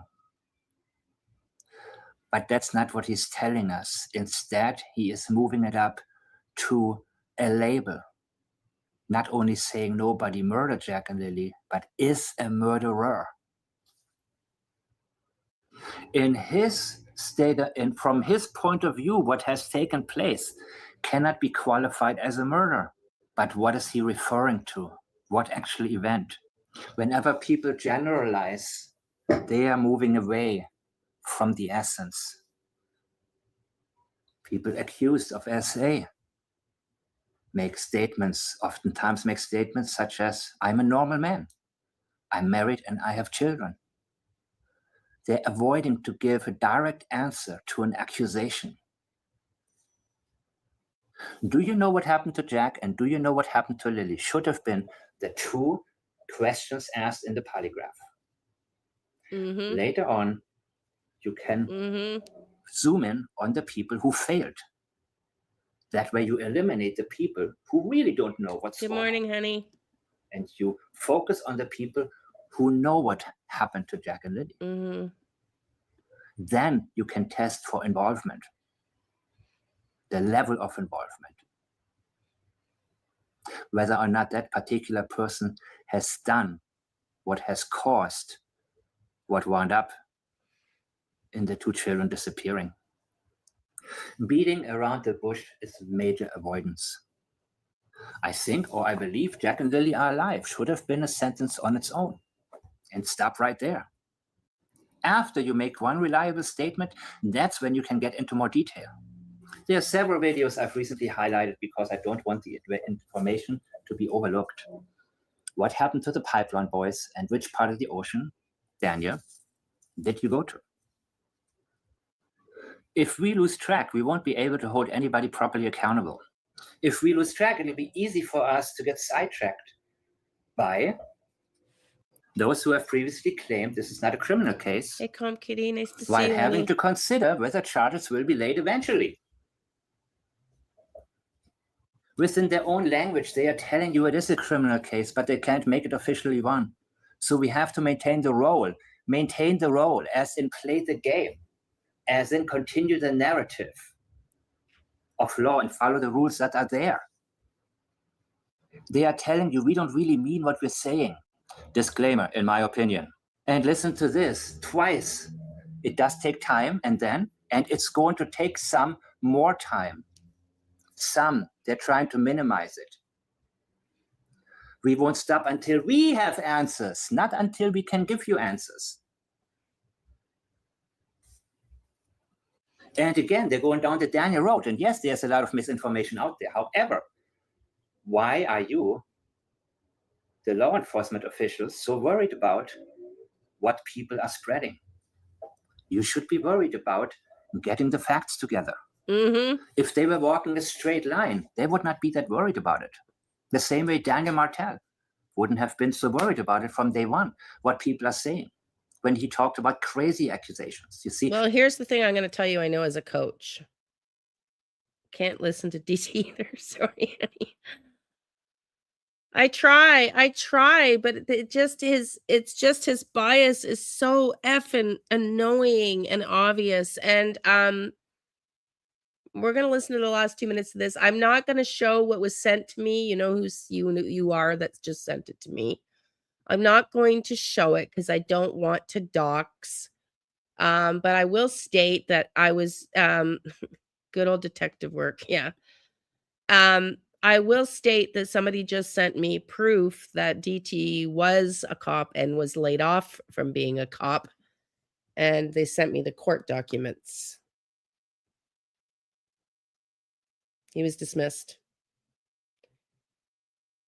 He was permanently, unequivocally dismissed. So, yeah. Yeah. Yeah. I know, Krista. Yeah. Yeah.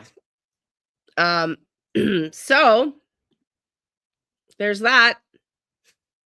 Somebody made a hiring mistake. The term crazy is dismissive. It doesn't deny accusations. It gaslights the accusations, which actually and it's true. I wanted to say this and then I forgot. When I was a coach, I recognize this a lot because I coach some very high level people. People that owned Keller Williams abroad, like worked in New York, but owned part of Keller Williams in Israel, like high stakes people in the company, like super high level. And I'll tell you something, between coaching people of that caliber and coaching new agents, the difference between them, why I think what Mike is saying for a totally different reason is legitimate. If the RCMP have time to worry about what the public's thinking, they're not busy enough working on the case. And I say that from experience with people that are high level success, that are running multiple corporations in real estate. I coached people that had teams, owned Keller Williams offices, and also owned shares in Keller Williams International. Those people were too busy to worry about gossip and chit chat. Too fucking busy to give a shit, too busy to care, too busy to even think about it, let alone let it enter their radar. Oh, Realtor, Lulu, thank you, honey. That's so nice of you. Thank you. Thank you.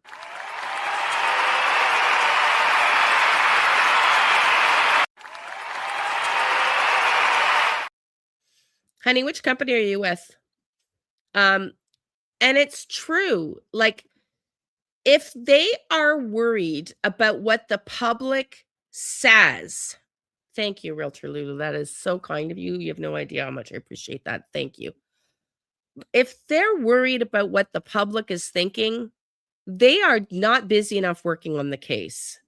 Because if they're not busy enough, if they give a shit about the public, they are not busy enough working the file. Period, period, period. Because the agents that were just starting out and not busy were the ones that were worrying about what other agents were doing, what other agents were saying, and all. Okay. Oh, awesome. Okay. I've never heard of them. Okay. Because I was a coach with Keller Williams with MAPS for a long time. Thank you, honey. That's so nice of you. Thank you. So that just tells me if they're focused on the public social media, they are not busy enough working the case. They are not busy enough working the case, period. Because they should have so much to work on that they don't even have time to consider it, think about it. Like, think about when you're just swamped. Like, go back to a time when you are swamped and someone wants to tell you little like, oh, but she said this and she said that. And you're going to be like, I don't fucking care. I don't have time for this shit. You know? Yeah, very kind. Thank you very much. Truly, thank you.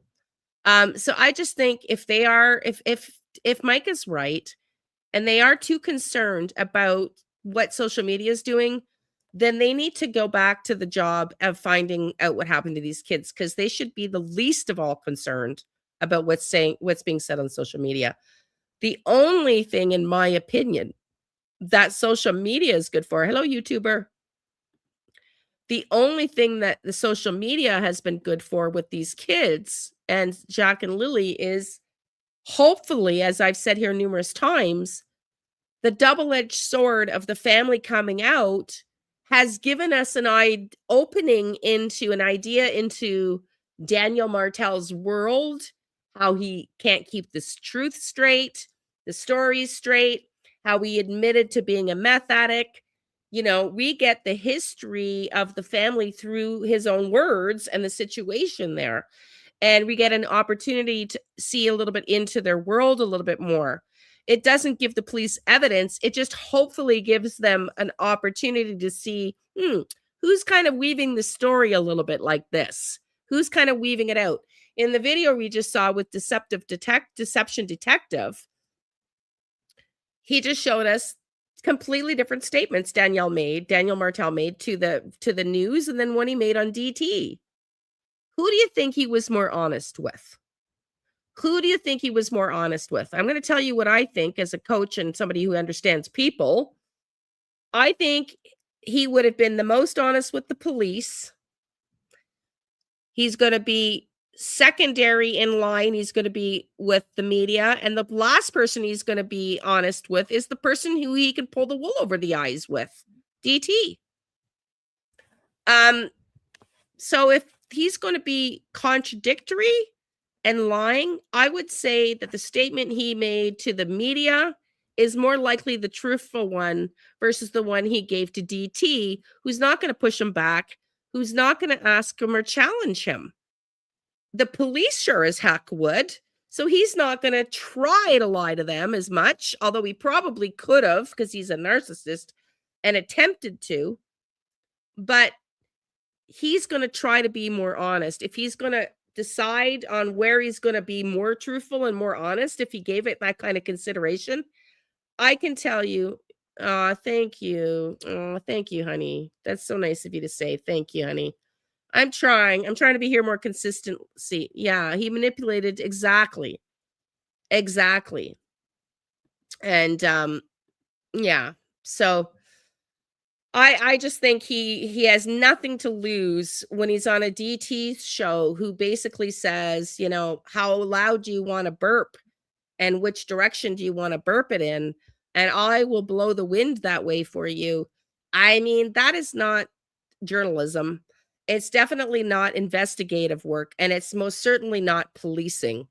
That is just letting him run his own narrative and not challenging him in any way, shape, or form. Of course he's going to lie. Of course he's going to lie. Come on. Gives validity to the accusations. People are trying to gaslight you if they are threatened by something. Just the comment made on social media also tries to discourage people from doing anything but wait for them.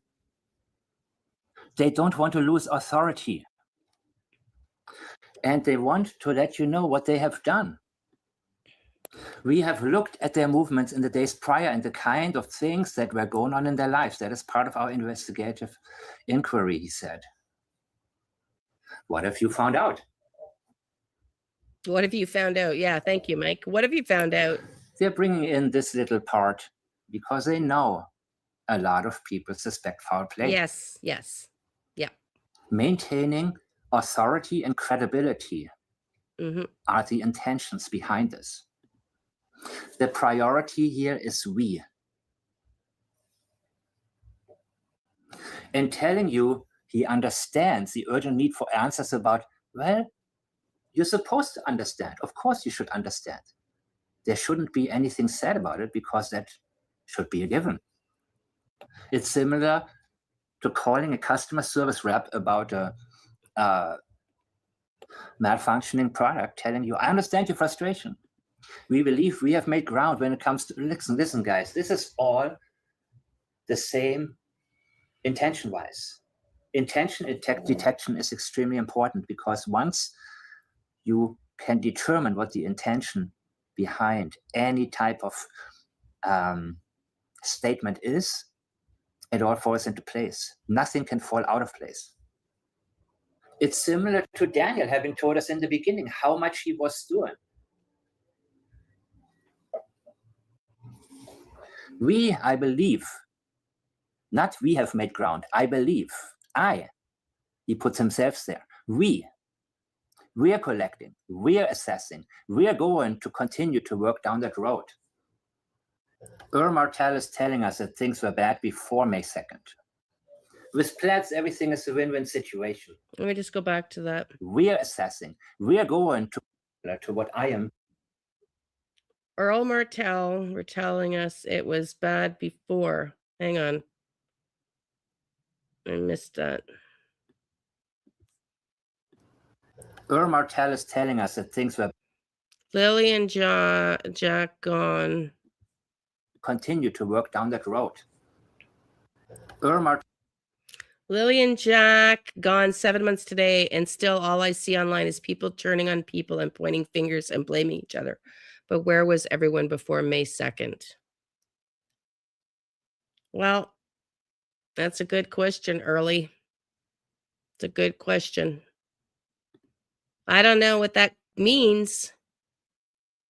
I don't know what that means, Earl. Who is Earl talking to? I can't erase it. Don't open up. It's obviously a mistake.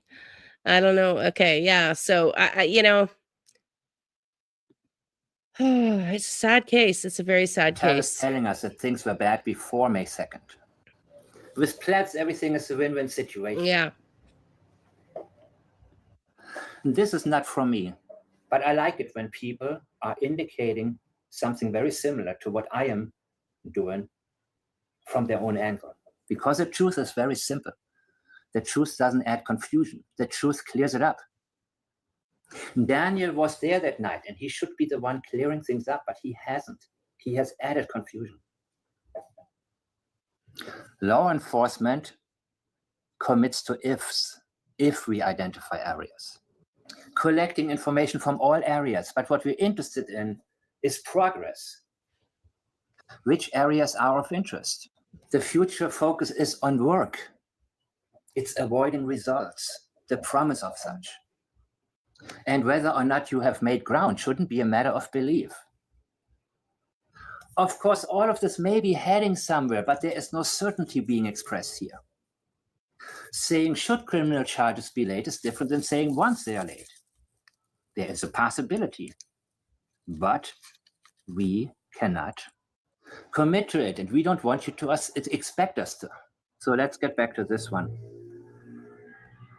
Daniel is indicating knowledge that Jack and Lily are no longer with us.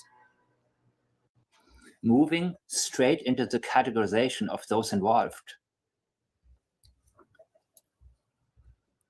By telling us he does not consider them to be murderers, indicates actually that there was a process of unaliving involved in at least one of the kids. So here's my general disclaimer. Everything I'm stating is are my thoughts, and my thoughts only. I don't like to use the term opinions because I'd be gaslighting myself. I appreciate all of you who don't lose focus and who are determined to helping find out what happened to Jack and Lily. I thank all of you who are doing your own research and share it on my channel. So, question for you.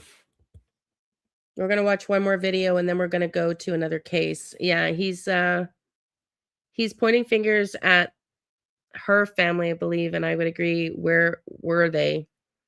As a grandmother, I would have fought to get my grandchildren out of there. Yeah. Yeah. Yeah. I think it means all the accusations and assumptions that things went on beforehand and that the blame game coming from. Yeah. Well, I think it also means I'm picking up what Durwood was saying, what there was a call to get those kids out of there because they weren't in a safe environment. Right?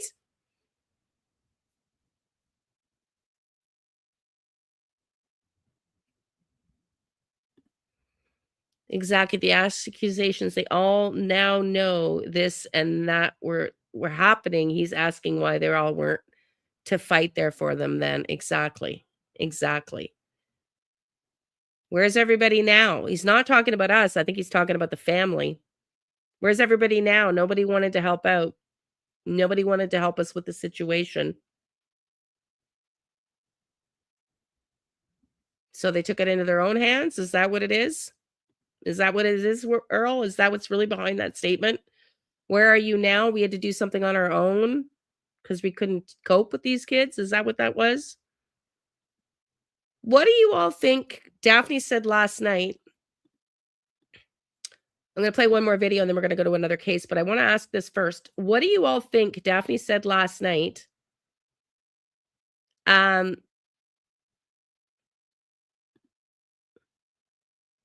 me just pull this up. Daniel said last night,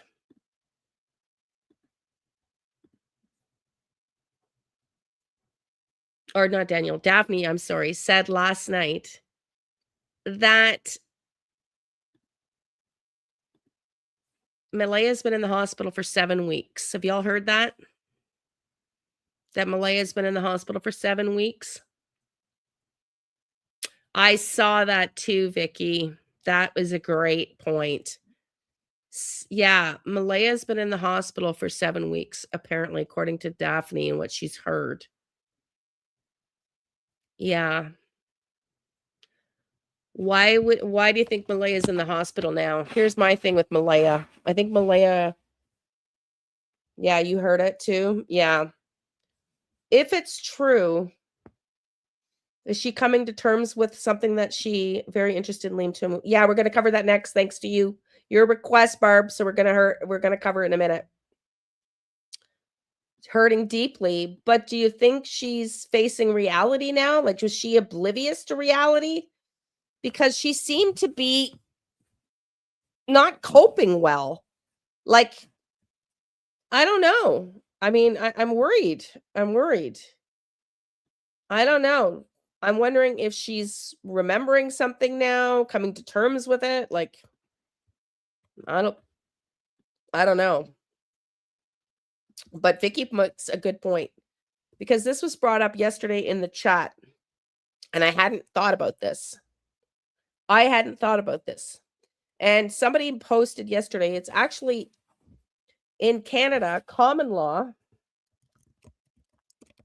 In Quebec, it's less time. But let's see, actually in Nova Scotia. Let's see, Nova Scotia, common law. Common law in Nova Scotia.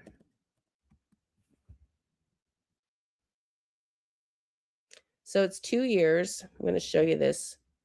And then I'm going to, because I had not considered this. And somebody mentioned it yesterday. If Malaya was planning on leaving in Canada, it's by province. It changes a little bit. But generally, the rule of thought is 2 years. And in some provinces, 6 months. If you have lived with somebody for that amount of time, they are considered a common law, like in a marriage. In Nova Scotia, common law or conjugal relationships involve two unmarried people living in a marriage-like relationship, sharing finances and presenting as partners, often after cohabiting for at least 2 years or having a child together, granting some but not all rights of married couples, particularly under the Parenting and Support Act, with asset division focused on jointly owned property unless unjust enrichment is proven. So let's find out, could Malaya have declared common law support from Daniel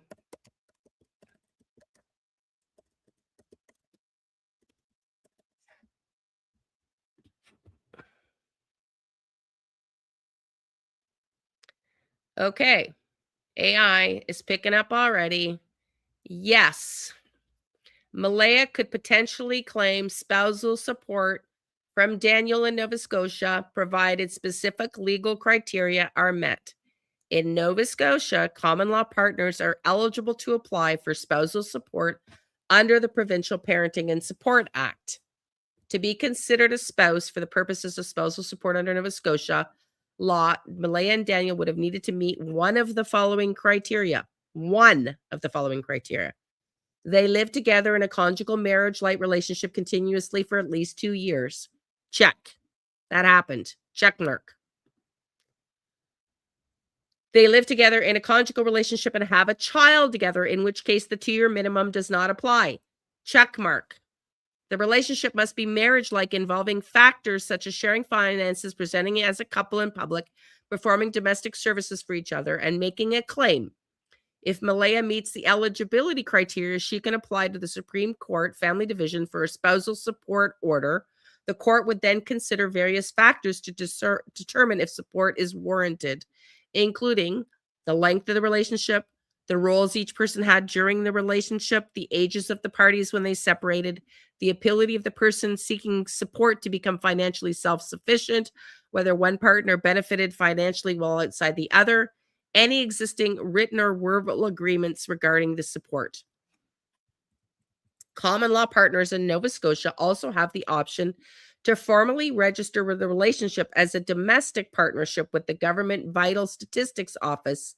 This provides them with many of the same rights and responsibilities as married couples, including property division rights, pension benefits, which are not automatically unregistered common law couples. Now, for the love of God, excuse me, I can't imagine that Malaya would have wanted to get half the trailer.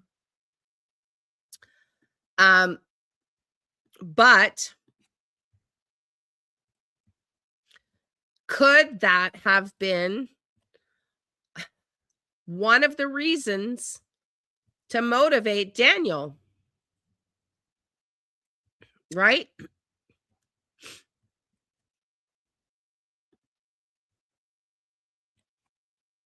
I think so too. I think she's, yeah. The orange fence was also open near the back shed. There are so many ways to get out. Yes, thank you, Rachel, honey. Yes, agree. Yeah. How long did Em live with? Well, I think they were at least together 2 years.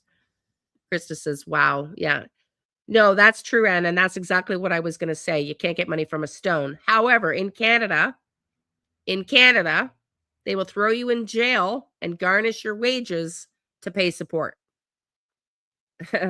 So if he doesn't pay support and it was deemed he needed to, he'd be in a boatload of poopy by just claiming he's not going to work. It wouldn't fly. It doesn't go very far. I'm just not going to work. They could have taken income tax returns. She could have, I'm not sure how far it would have gotten, because you're right, he doesn't really have anything. And I can't imagine that she would have wanted half the trailer. But yeah, hello, Michelle. Nice to see you. MGL Michelle.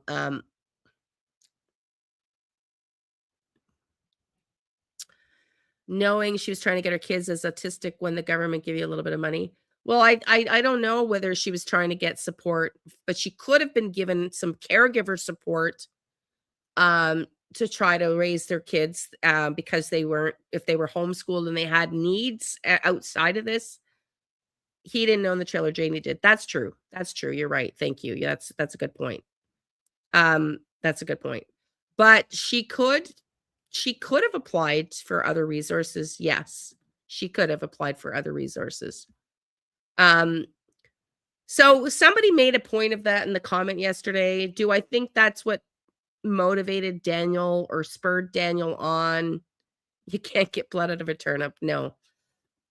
I mean, I think it's probably low on the scale of things that would have triggered him, because he would have. I know guys and have heard of guys in this country who deliberately don't work just to spite their ex-wives to not have to pay support, and deliberately work under the table so they can give the big thumbs up, the big F you finger to their ex-wives and their kids. And I've heard about it over and over and over again.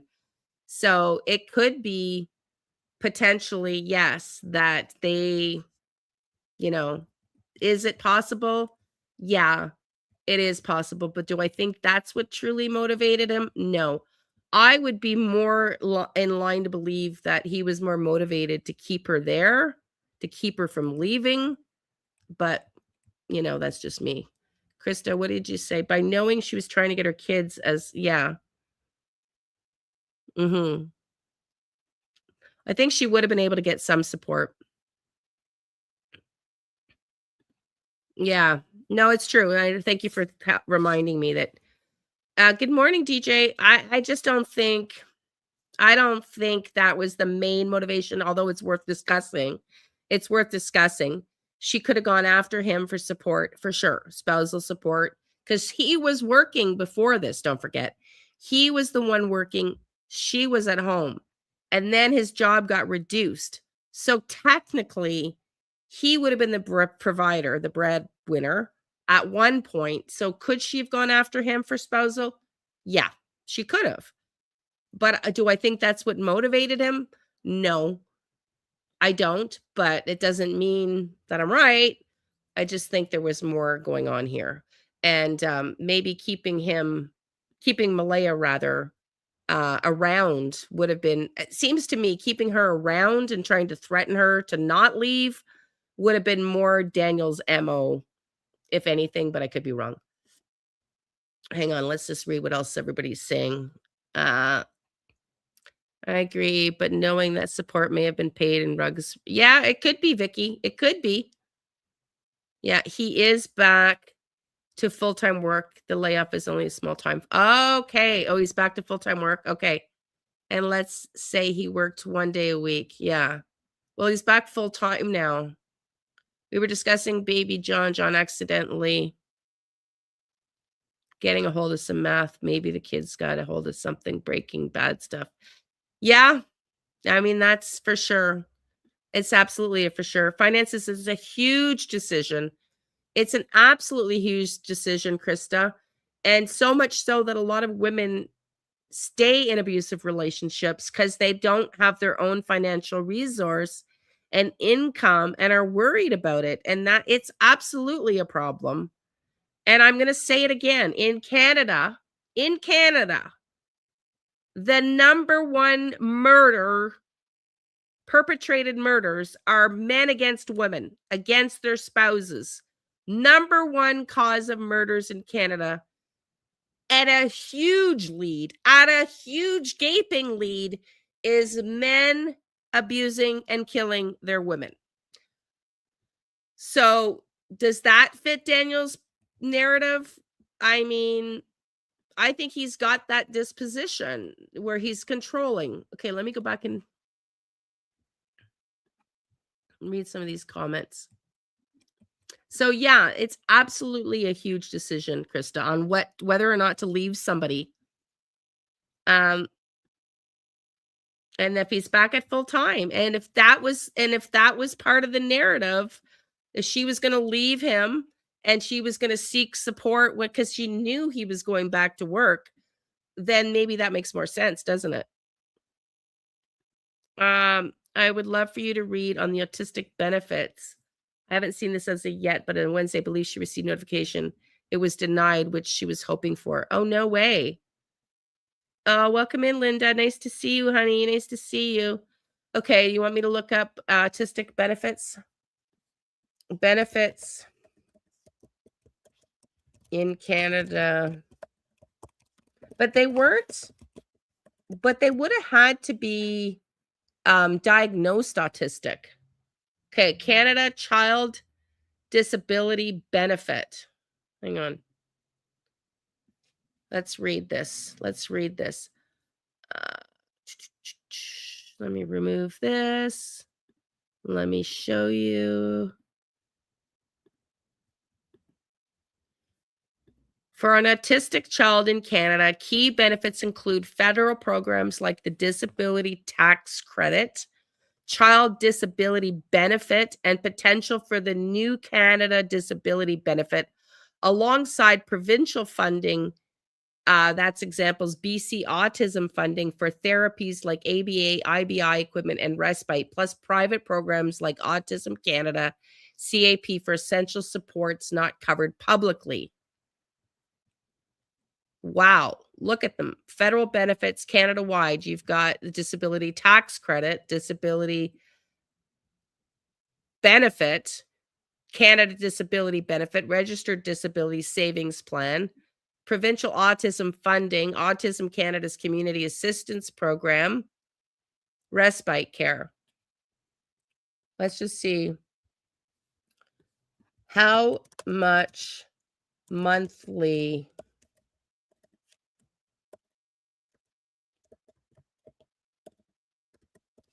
could a parent in Nova Scotia get from government for 2 autistic kids? It's just that they weren't diagnosed. Can you all see it? I got to go back down to the comments.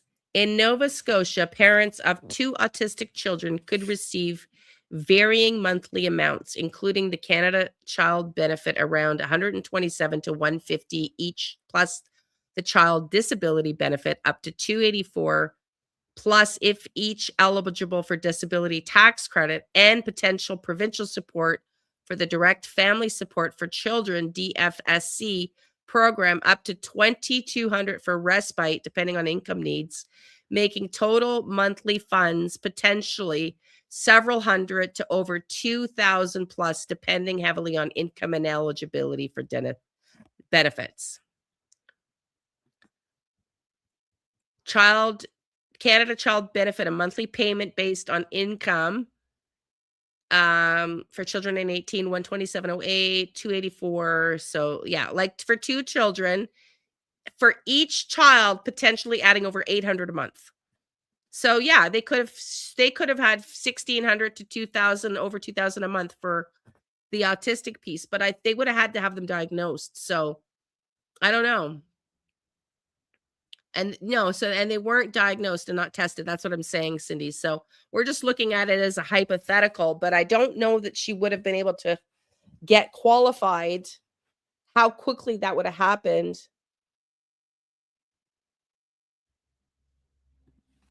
Yeah. I don't know. I got to go up to the comments. I don't think that she would have thought that hard ahead either, but I'm just, anyone here, they were caught trying to claim all 5 kids more? No. Else here, they were caught trying to claim all 5 kids for more money monthly? No.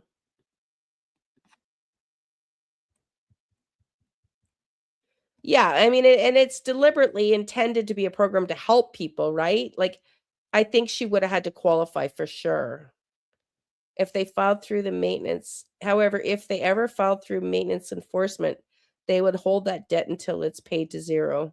Yeah. Yeah, hang on. Gone too back up too far. The mail has to shut down for a certain part of the year due to weather and the roads being soft and the trucks not being able to pass. You're talking about the lumber yard?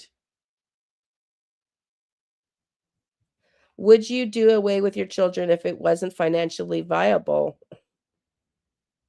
Beneficial? No. But I don't personally think Malaya did anything to her kids. I don't.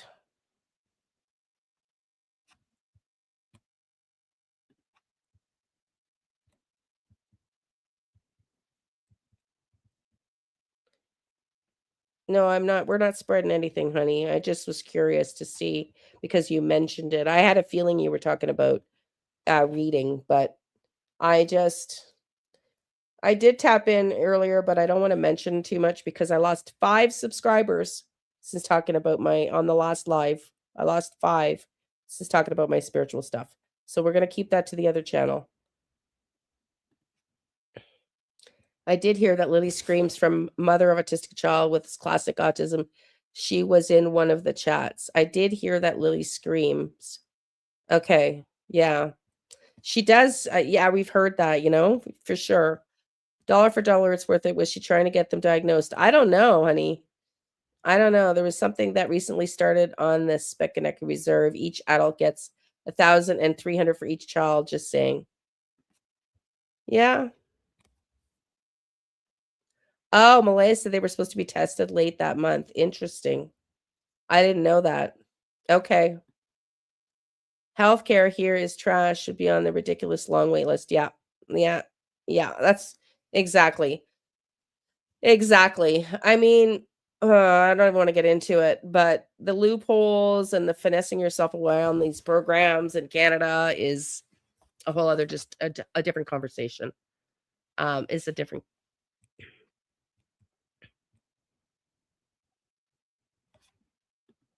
Okay, honey. Yeah, exactly. Well, I'm not going to. I can't move it now, Krista. You can't move lives.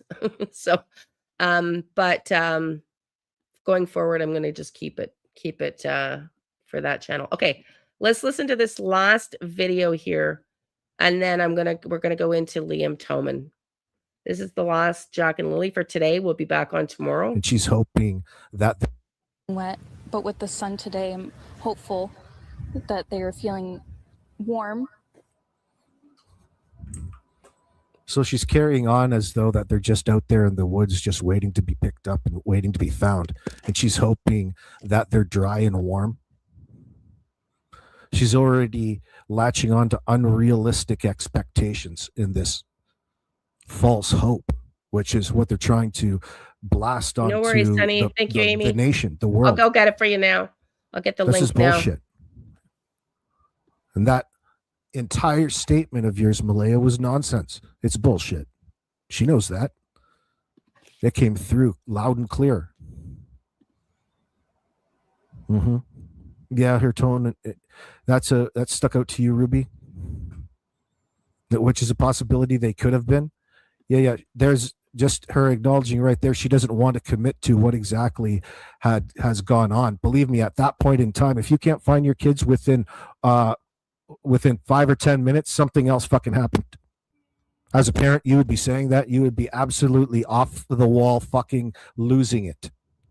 Where are my children? They were just here a second ago. Now they're not. That's all that really fucking matters. And you've got all of this fancy fucking walking around bullshit circular talk as though any of it actually fucking happened. Well, none of it happened. Okay, I might get demonetized. DT, I might get demonetized here. Thanks, Don. I was looking for it. Thank you. Thank you, everybody. They have no rent. Yeah, no, it's true. They shouldn't have needed that much money either.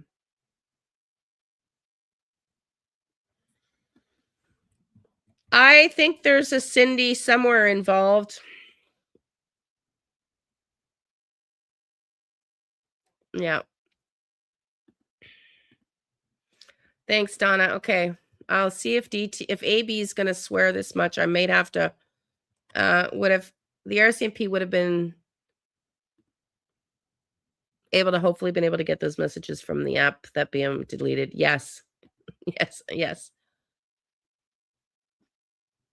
Yeah. Well, they don't have water to pay for. They have no sewer to pay for. So they'd pay for heat, hydro, cell phone, and if they had internet or anything, right? So not a lot of monthly expenses outside of food would have been the more expensive one. We know Earl was helping them with that. Okay, let's go. Malaya, none of it. And then there's a comment that he's highlighted here by Durwood O'Grady. Did you know that Daniel confessed to Brad that he was driving around all night and who was with him? I think I know Brad a lot better than you do, Sonny. Okay. I don't know what that's about. Something happened the night before where the timeline blatantly cuts off and nobody seems to want to fill in or seem to acknowledge how it would be significant to whatever happened to Jack and Lily in a situation. You want people to believe that these kids voluntarily walked out to disappear.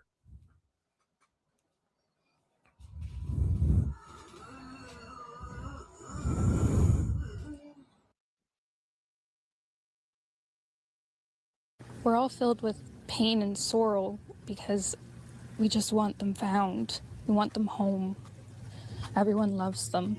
They are definitely verbal, and they do have possible autism, but it's not extreme autism. It's just they have just enough for you to feel sorry for me and the kids, to overlook the neglect and abuse that's going on within the home and its effect on my children. It's a crime. Listening to her go and express this is listening to a crime. You would never represent that as possible autism as a parent, you detached numbskull. You're trying to label your children. issues with school, and they don't catch up with the other kids. I just want to remain hopeful. Yes, Sky Maiden, Brandy. But there's always, in a mother's mind, you're always thinking the worst. Last night was one of the worst nights because I didn't have them in their beds. One of the worst nights. I wonder what other worst nights, or what a worse night than that one would have been the night before, many are suggesting. And I don't want to go through that another night without them. The last few days have been very stressful. I mean,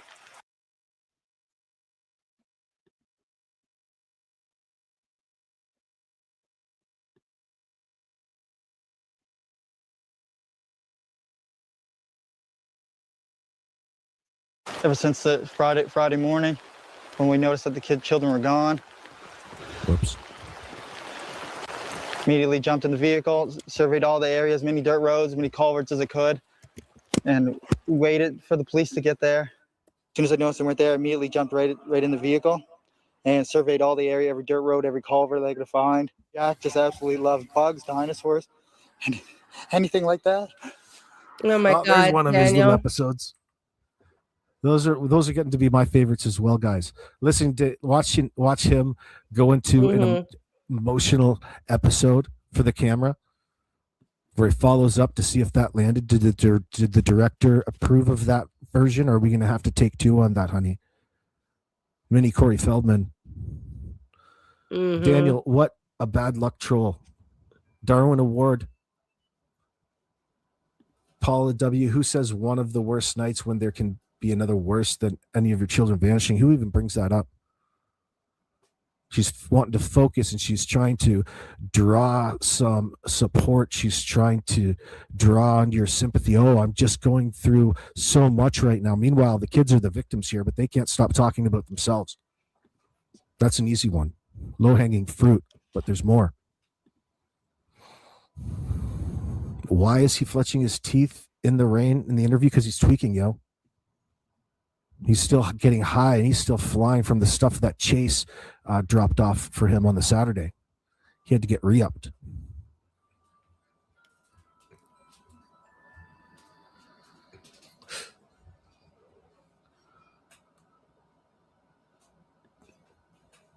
Sarah Jane 86 says she looks as if she's accepted their fate at the time of that interview. Yeah, I would agree with that.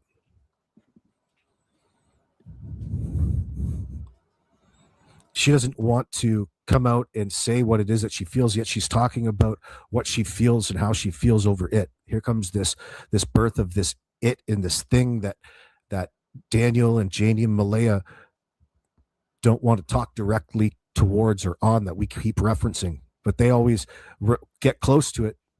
They want you, they're leading you to water, and they want you to drink it up. It was raining, and he was squinting like the sun was shining. Oh yeah. Well, the rain. Oh yeah. It was just having a hard go of it. JM, a facial contortionist, looking like Gollum out there, looking for his ring.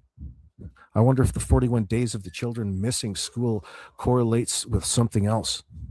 I don't know. House music. What is a statement? You mean? I should play it backwards. It's probably summoning the devil. Oh yeah, they'll be facing the music soon enough, Chalty. Did you notice the black pickup behind Malaya Cindy Clark, the one in the driveway? Yeah, I've been looking at that. I wonder whose that is. Daddy Derpwood's. Derpwood's been involved since the get-go. You can't trust that guy. She sounds like she's describing a movie or a book with no emotion whatsoever.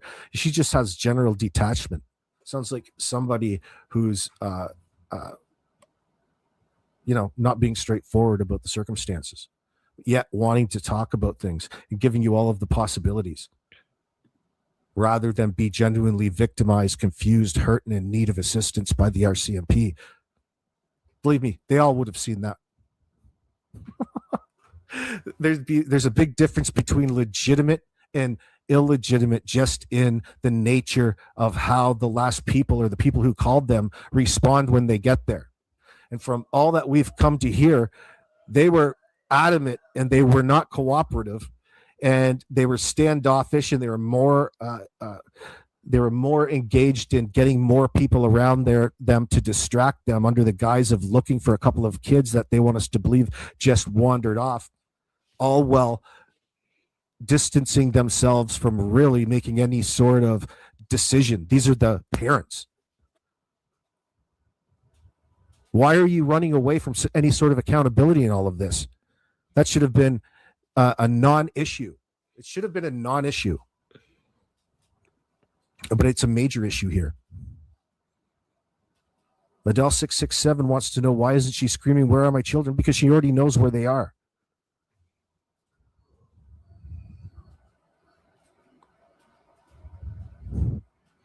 Tambourine 36 says Danny looks whacked out completely, can barely talk. In your opinion, Golem definitely in your opinion, alleged. Okay, I'm gonna stop playing because I don't want to get demonetized. Belinda said she saw him very upset. I have no idea. But I would hope they would all have been upset. There's missing kids here. Okay, so tomorrow this is the end of the beginning. I went back to the beginning. Like I said, every day at 11, we're going to do Jack and Lily. I'm thinking of doing 2 streams a day and going back to Sebastian Rogers and doing him at 4 to 7 daily. But I wouldn't mind talking to the mods first. In my opinion, Malaya might have wanted to push the idea that Jack and Lily were likely autistic, as autistic kids prone to eloping at their ages. Maybe, but I think it's probably likely legitimate it's just my sense and my opinion. We're going to go and talk about, before we go, we're going to go talk about a new case here briefly that I want to introduce. But yeah, I stay neutral on the off chance they're innocent and it's somebody else. By calling him Golem isn't relevant to the case and just isn't nice. I didn't even hear that. Liam Toman. Yeah. So let's go listen to a little bit of Liam here. It's a sad case in Canada. Barb's been asking me to cover it. I've been meaning to get to it. It's so hard to keep up and stay organized with all of the things in one case, let alone many. The family of the Ontario man, they just disappeared this, I think it's just this winter. Or 10 months last year. Family of Ontario man who went missing in Quebec ski town renews call for help. It's actually pretty disgusting, some of it that I read, but I'm not surprised. Posted December 19th, 2025. Here is the picture of Liam Toman, 22, who went missing while on a ski trip in Mont-Tremblant, Quebec, Canada on February 2nd, 2025. Oh, so it was less than a year ago. Almost a year ago now. Last February, the family of 22-year-old Ontario man are renewing efforts to find him more than 10 months after he disappeared at Mont-Tremblant, Quebec ski resort north of Montreal. If you don't know Mont-Tremblant, it is like the Disney World of skiing. It's a massive hill. I'll show you a picture in a minute. I've been there many times. My parents used to have a place they used to rent up there, so we would go skiing on weekends to Tremblant all the time. The family of 22-year-old Ontario man are renewing efforts to find him more than 10 months after the disappearance at Mont-Tremblant, Quebec ski resort north of Montreal. On Friday, they published online an open letter reminding the public that he is still missing. And in a recent interview, Liam's mother, Kathleen Toman, said the family is asking the thousands of people who were at the resort last season to see if they remember anything that could help the case. The new ski season is opening, and this is the time that people are thinking about their past trip last year, and a memory could spark something, she said. Liam Toman was last seen on February 2nd at around 3 a.m. as he was heading back to his hotel at the popular Quebec resort during a ski trip with friends. Kathleen Toman said she hopes someone who was at the resort at the same time or after might remember an important detail. Liam's parents are encouraging the public to look through their phones and social media for pictures, text messages, or conversations around the time of Liam's disappearance to see whether there's anything that could help find him. We want to see how this resonates with people who are back on the resort again from all over the world, Kathleen Toman said. The reward for any information that leads to finding Liam was recently raised to $50,000 from $10,000, which has triggered an increase in the number of tips coming in, said Liam's father, Chris Toman. Liam's parents are adamant that somebody knows what happened to their son. We're really hoping that someone's conscience will get the best of them or someone knows something and they will speak up, said Lara Tillman, Liam's stepmother. Liam's wallet was found on March 22nd in a parking lot not far from where he was last seen, but that's over a month later. So interesting. It just makes you wonder how accurately they search. Like, how did they find, he went missing 3 a.m. February 2nd, and they don't find his wallet until March 22nd in a parking lot not far from where he was last seen. Quebec provincial police say the investigation is ongoing. The family said they would like to coordinate a search in the area next spring once the snow is melted 4 searches were conducted in November. I'm going to read another article. But it begs the question, how much searching could they have done that it took them that long? Do you know what I'm saying? Like, what the hell? Let's just watch. Oh, what happened? I had a video up and it's not letting me, a Facebook video up and it's not going to let me go back in. Okay, here's another one.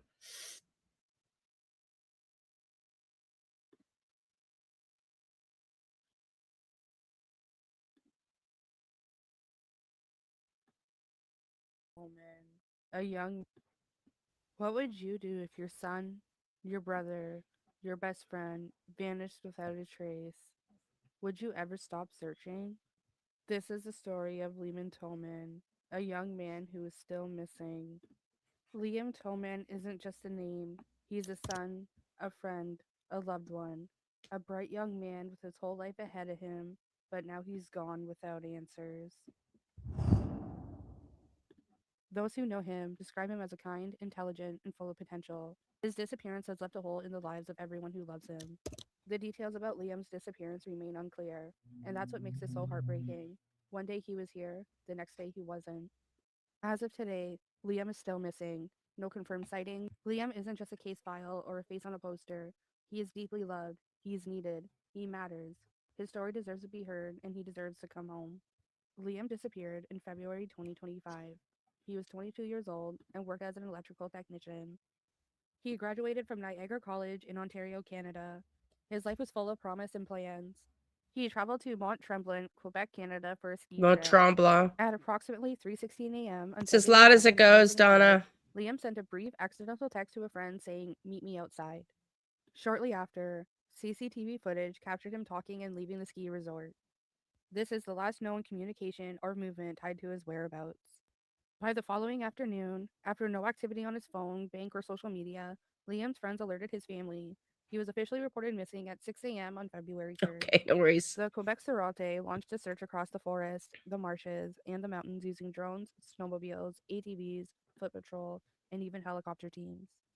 These operations continued for days across the area, up to 20 kilometers from the resort. In mid-March, as the snow started to melt, a resort worker discovered Liam's wallet close to where he was last seen. It contained his ID. His parents described this as highly unusual. Liam was always cautious with his wallet. Despite intense follow-up searches, no phone, no other belongings, and no other additional clues surfaced. It has been over 130 days, more than 4 months since Liam disappeared. His family now fears foul play. They question why more surveillance cameras aren't operating in a high-traffic tourist area like Mount Tremblant.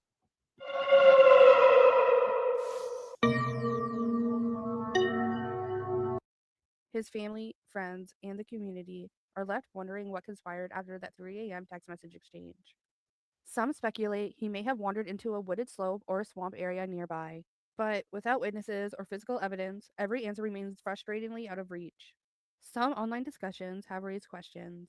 Could he have met up with someone on a dating app and it turned dangerous instead of being a casual hookup?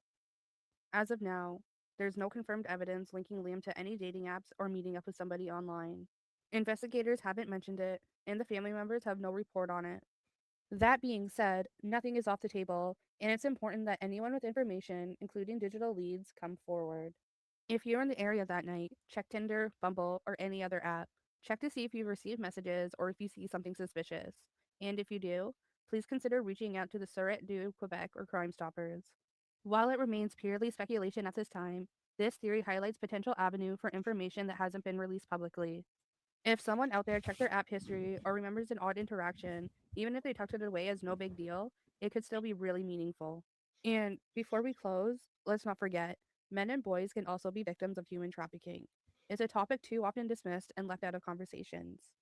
Vulnerability doesn't discriminate.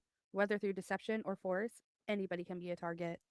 If there's even the smallest chance that Liam crossed paths with someone who had bad intentions, we owe it to him to keep asking questions, sharing his face, and keep telling people his story. Human trafficking affects people of all genders. If you saw anything suspicious, contact the Sûreté du Québec or Crime Stoppers anonymously. Liam isn't just a statistic. He's a beloved young man who disappeared without explanation. If this were your child, your sibling, or your best friend, wouldn't you want someone to keep searching? Please. So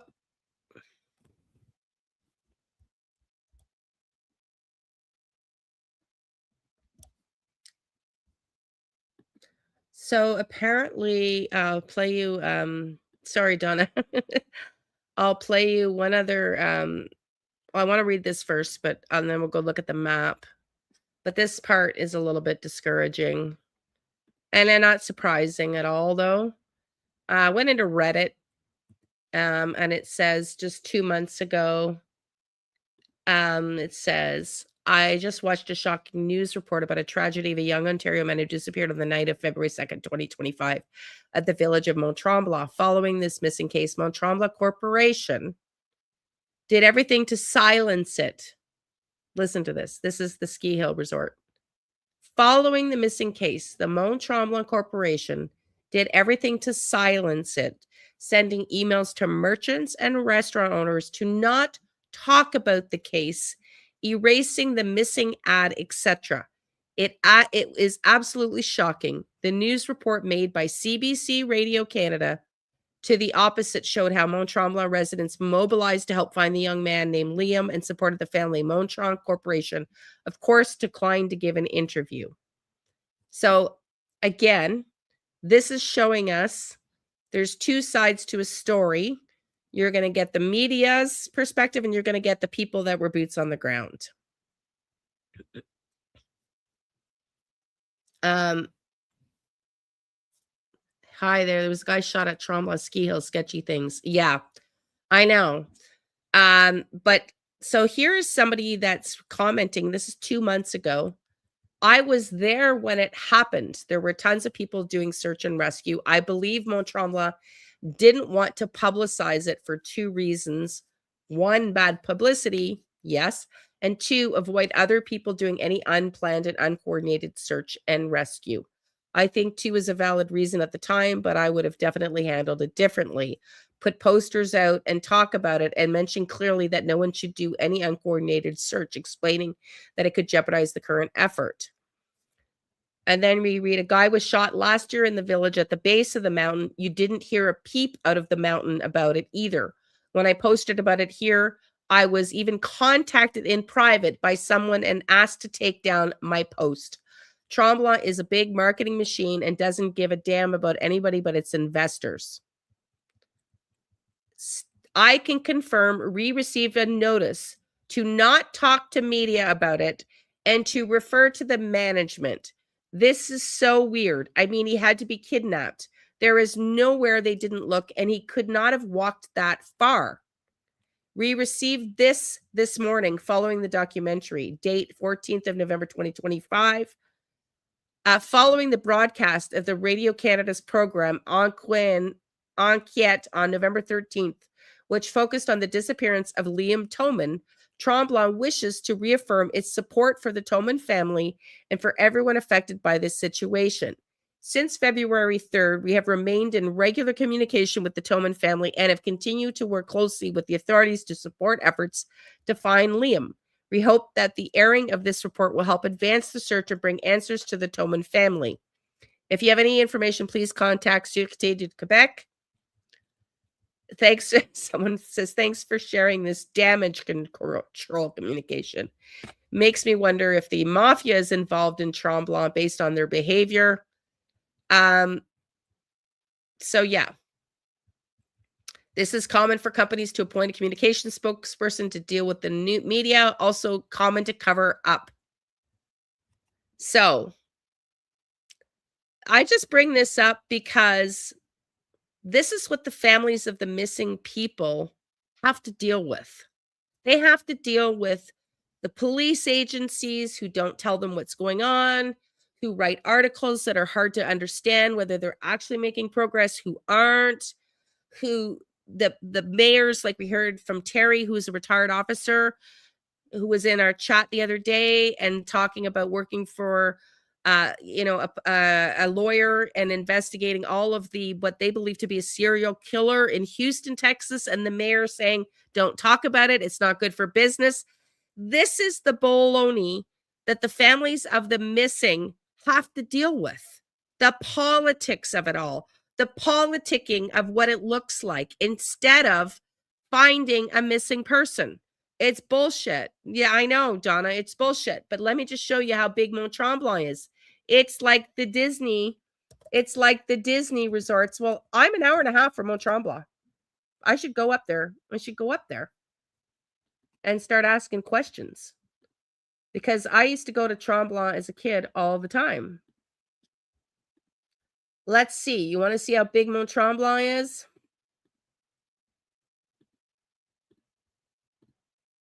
I just feel for these people. Don't go alone, is what you just said? Yeah, I know. It's so bad. I mean, okay, so here's Mont Tremblant, okay? It's the Disney.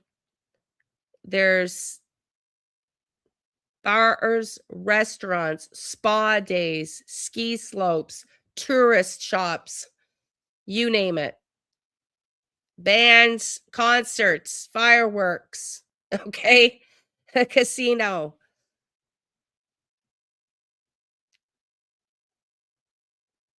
I'm just going to let this play for a second. Look at how big it is, the village. Takes a village. It's the village of Tremblant. So he was staying, and he was, I'm going to show you, the Carrefour is the bar at the top of the hill.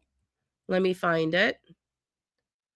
The Carrefour is the bar at the top of the hill. I was there a lot long, well, I shouldn't say not long ago, 10, 15 years ago with my family at the top of the hill. Can you see all of the restaurants, the Marriott? Look at this. It's huge. Okay. Tremblant is a $1 billion industry.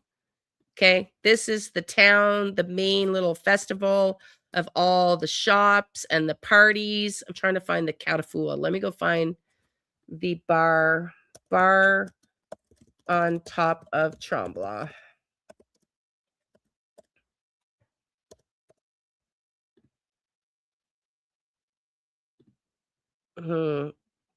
I don't know. I thought they said he was at the Carrefour. Hang on. The Petit Caribou. Sorry. Yes, the Petit Caribou. So here's where he would have been. The Petit Caribou. This is where he was last seen. Some young people so drunk at Caribou Club asked to go vape outside, then they jumped. Police took a long time to stop. Yeah. Yeah. Hang on. Let me share.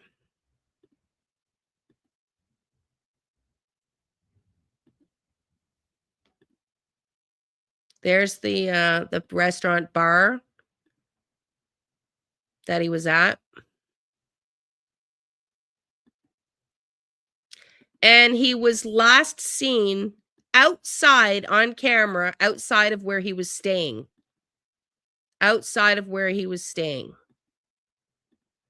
And then they found his wallet not far away.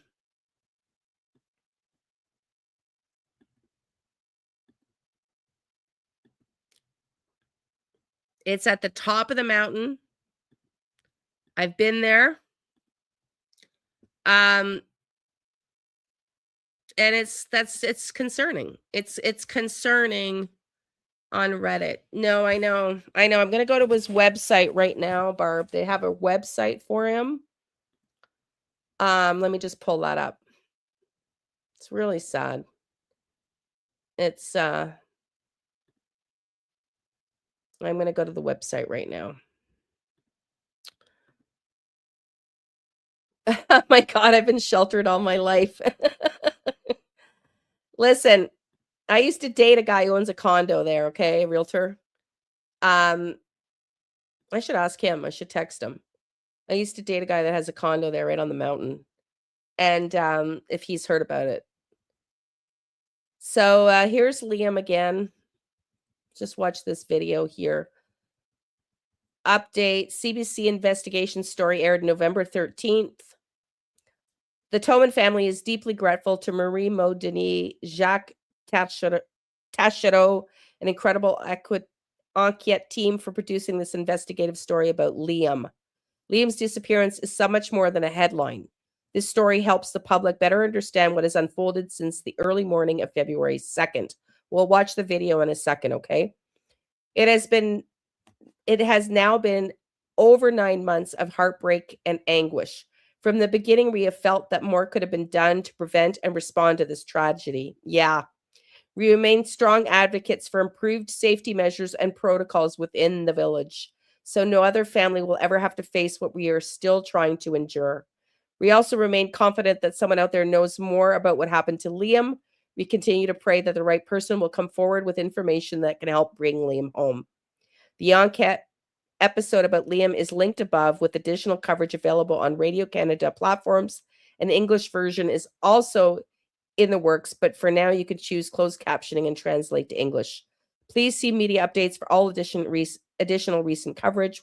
With love, hope, and gratitude, the Toman family. Liam Gabriel Toman still missing. Liam Gabriel Toman, age 22, from Ontario, went missing on the evening of February 2nd, Saturday to Sunday, just after 3 a.m. after he left a local bistro in the village of Motive.Means.Opportunity, Quebec. The last time Liam was seen, he was wearing a black and dark green patterned coat, black pants, a green plaid sweatshirt, and white and black striped toque.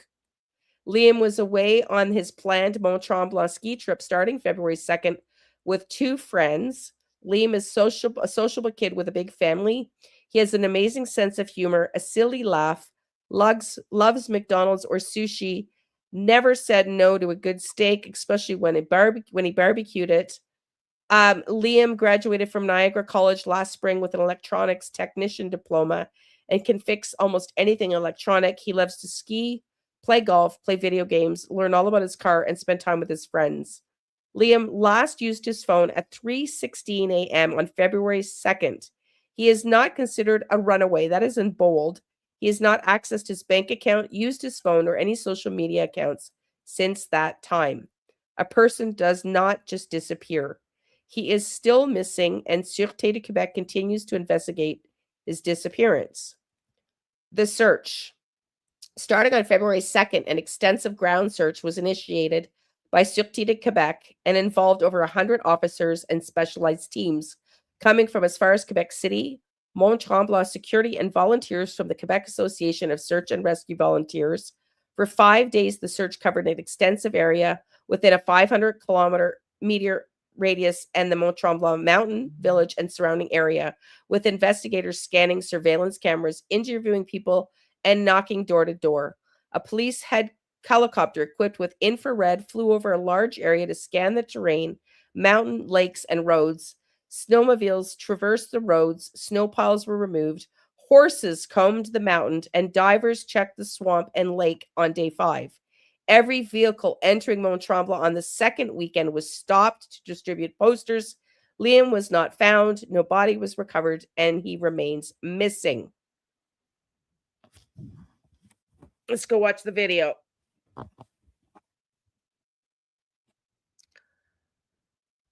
Sad. It's just sad. So many sick of green Liam Toman outcome.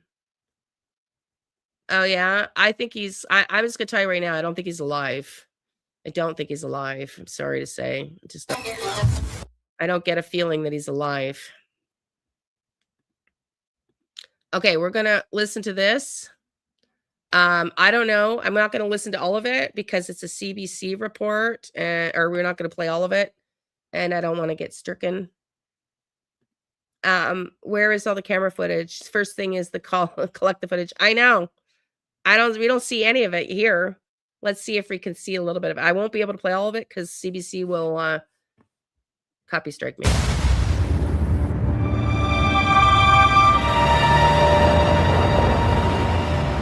Je m'appelle Kathleen Toman.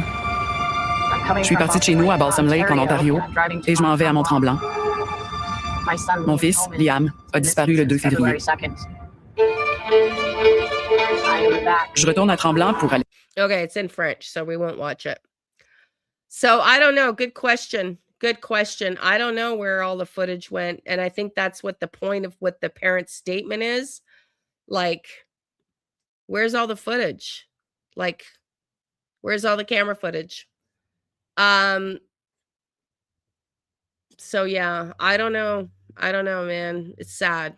it's sad, but something must have happened. He left the bar, was seen at his outside his hotel room. I mean, I'm just curious on how much they looked. If they found his wallet in a parking lot not far by March 22nd, and he disappeared, what, February 5th? How extensively did they search? It's just weird. Anyways, y'all, say some prayers for Liam. We can cover him again some more if you guys want to. I'm going to end this now. I'm going to go get some rest. We will see you tomorrow morning at 11 a.m. We're going to do more Jack and Lily. And thank you for being here, everybody. I'm going to go and get some rest. I'm still really not 100%. I know. Oh, there is a guy that's covering Gus Lamont, and I wouldn't mind covering a little bit more of what he's covering too on Gus. So maybe we'll do that tomorrow. I don't have a clue, Marie. I don't have a clue. There's not a lot on this case. I don't know. I'll look for some more. If you guys want some more on Liam, let me know. Gus Lamont, there's some more coming in. We can do more on Liam too. But I'll see you guys back. I'm going to go rest. I'll see you back here tomorrow, 11 a.m. 11 light. Thank you, everybody. I really appreciate you. See you tomorrow.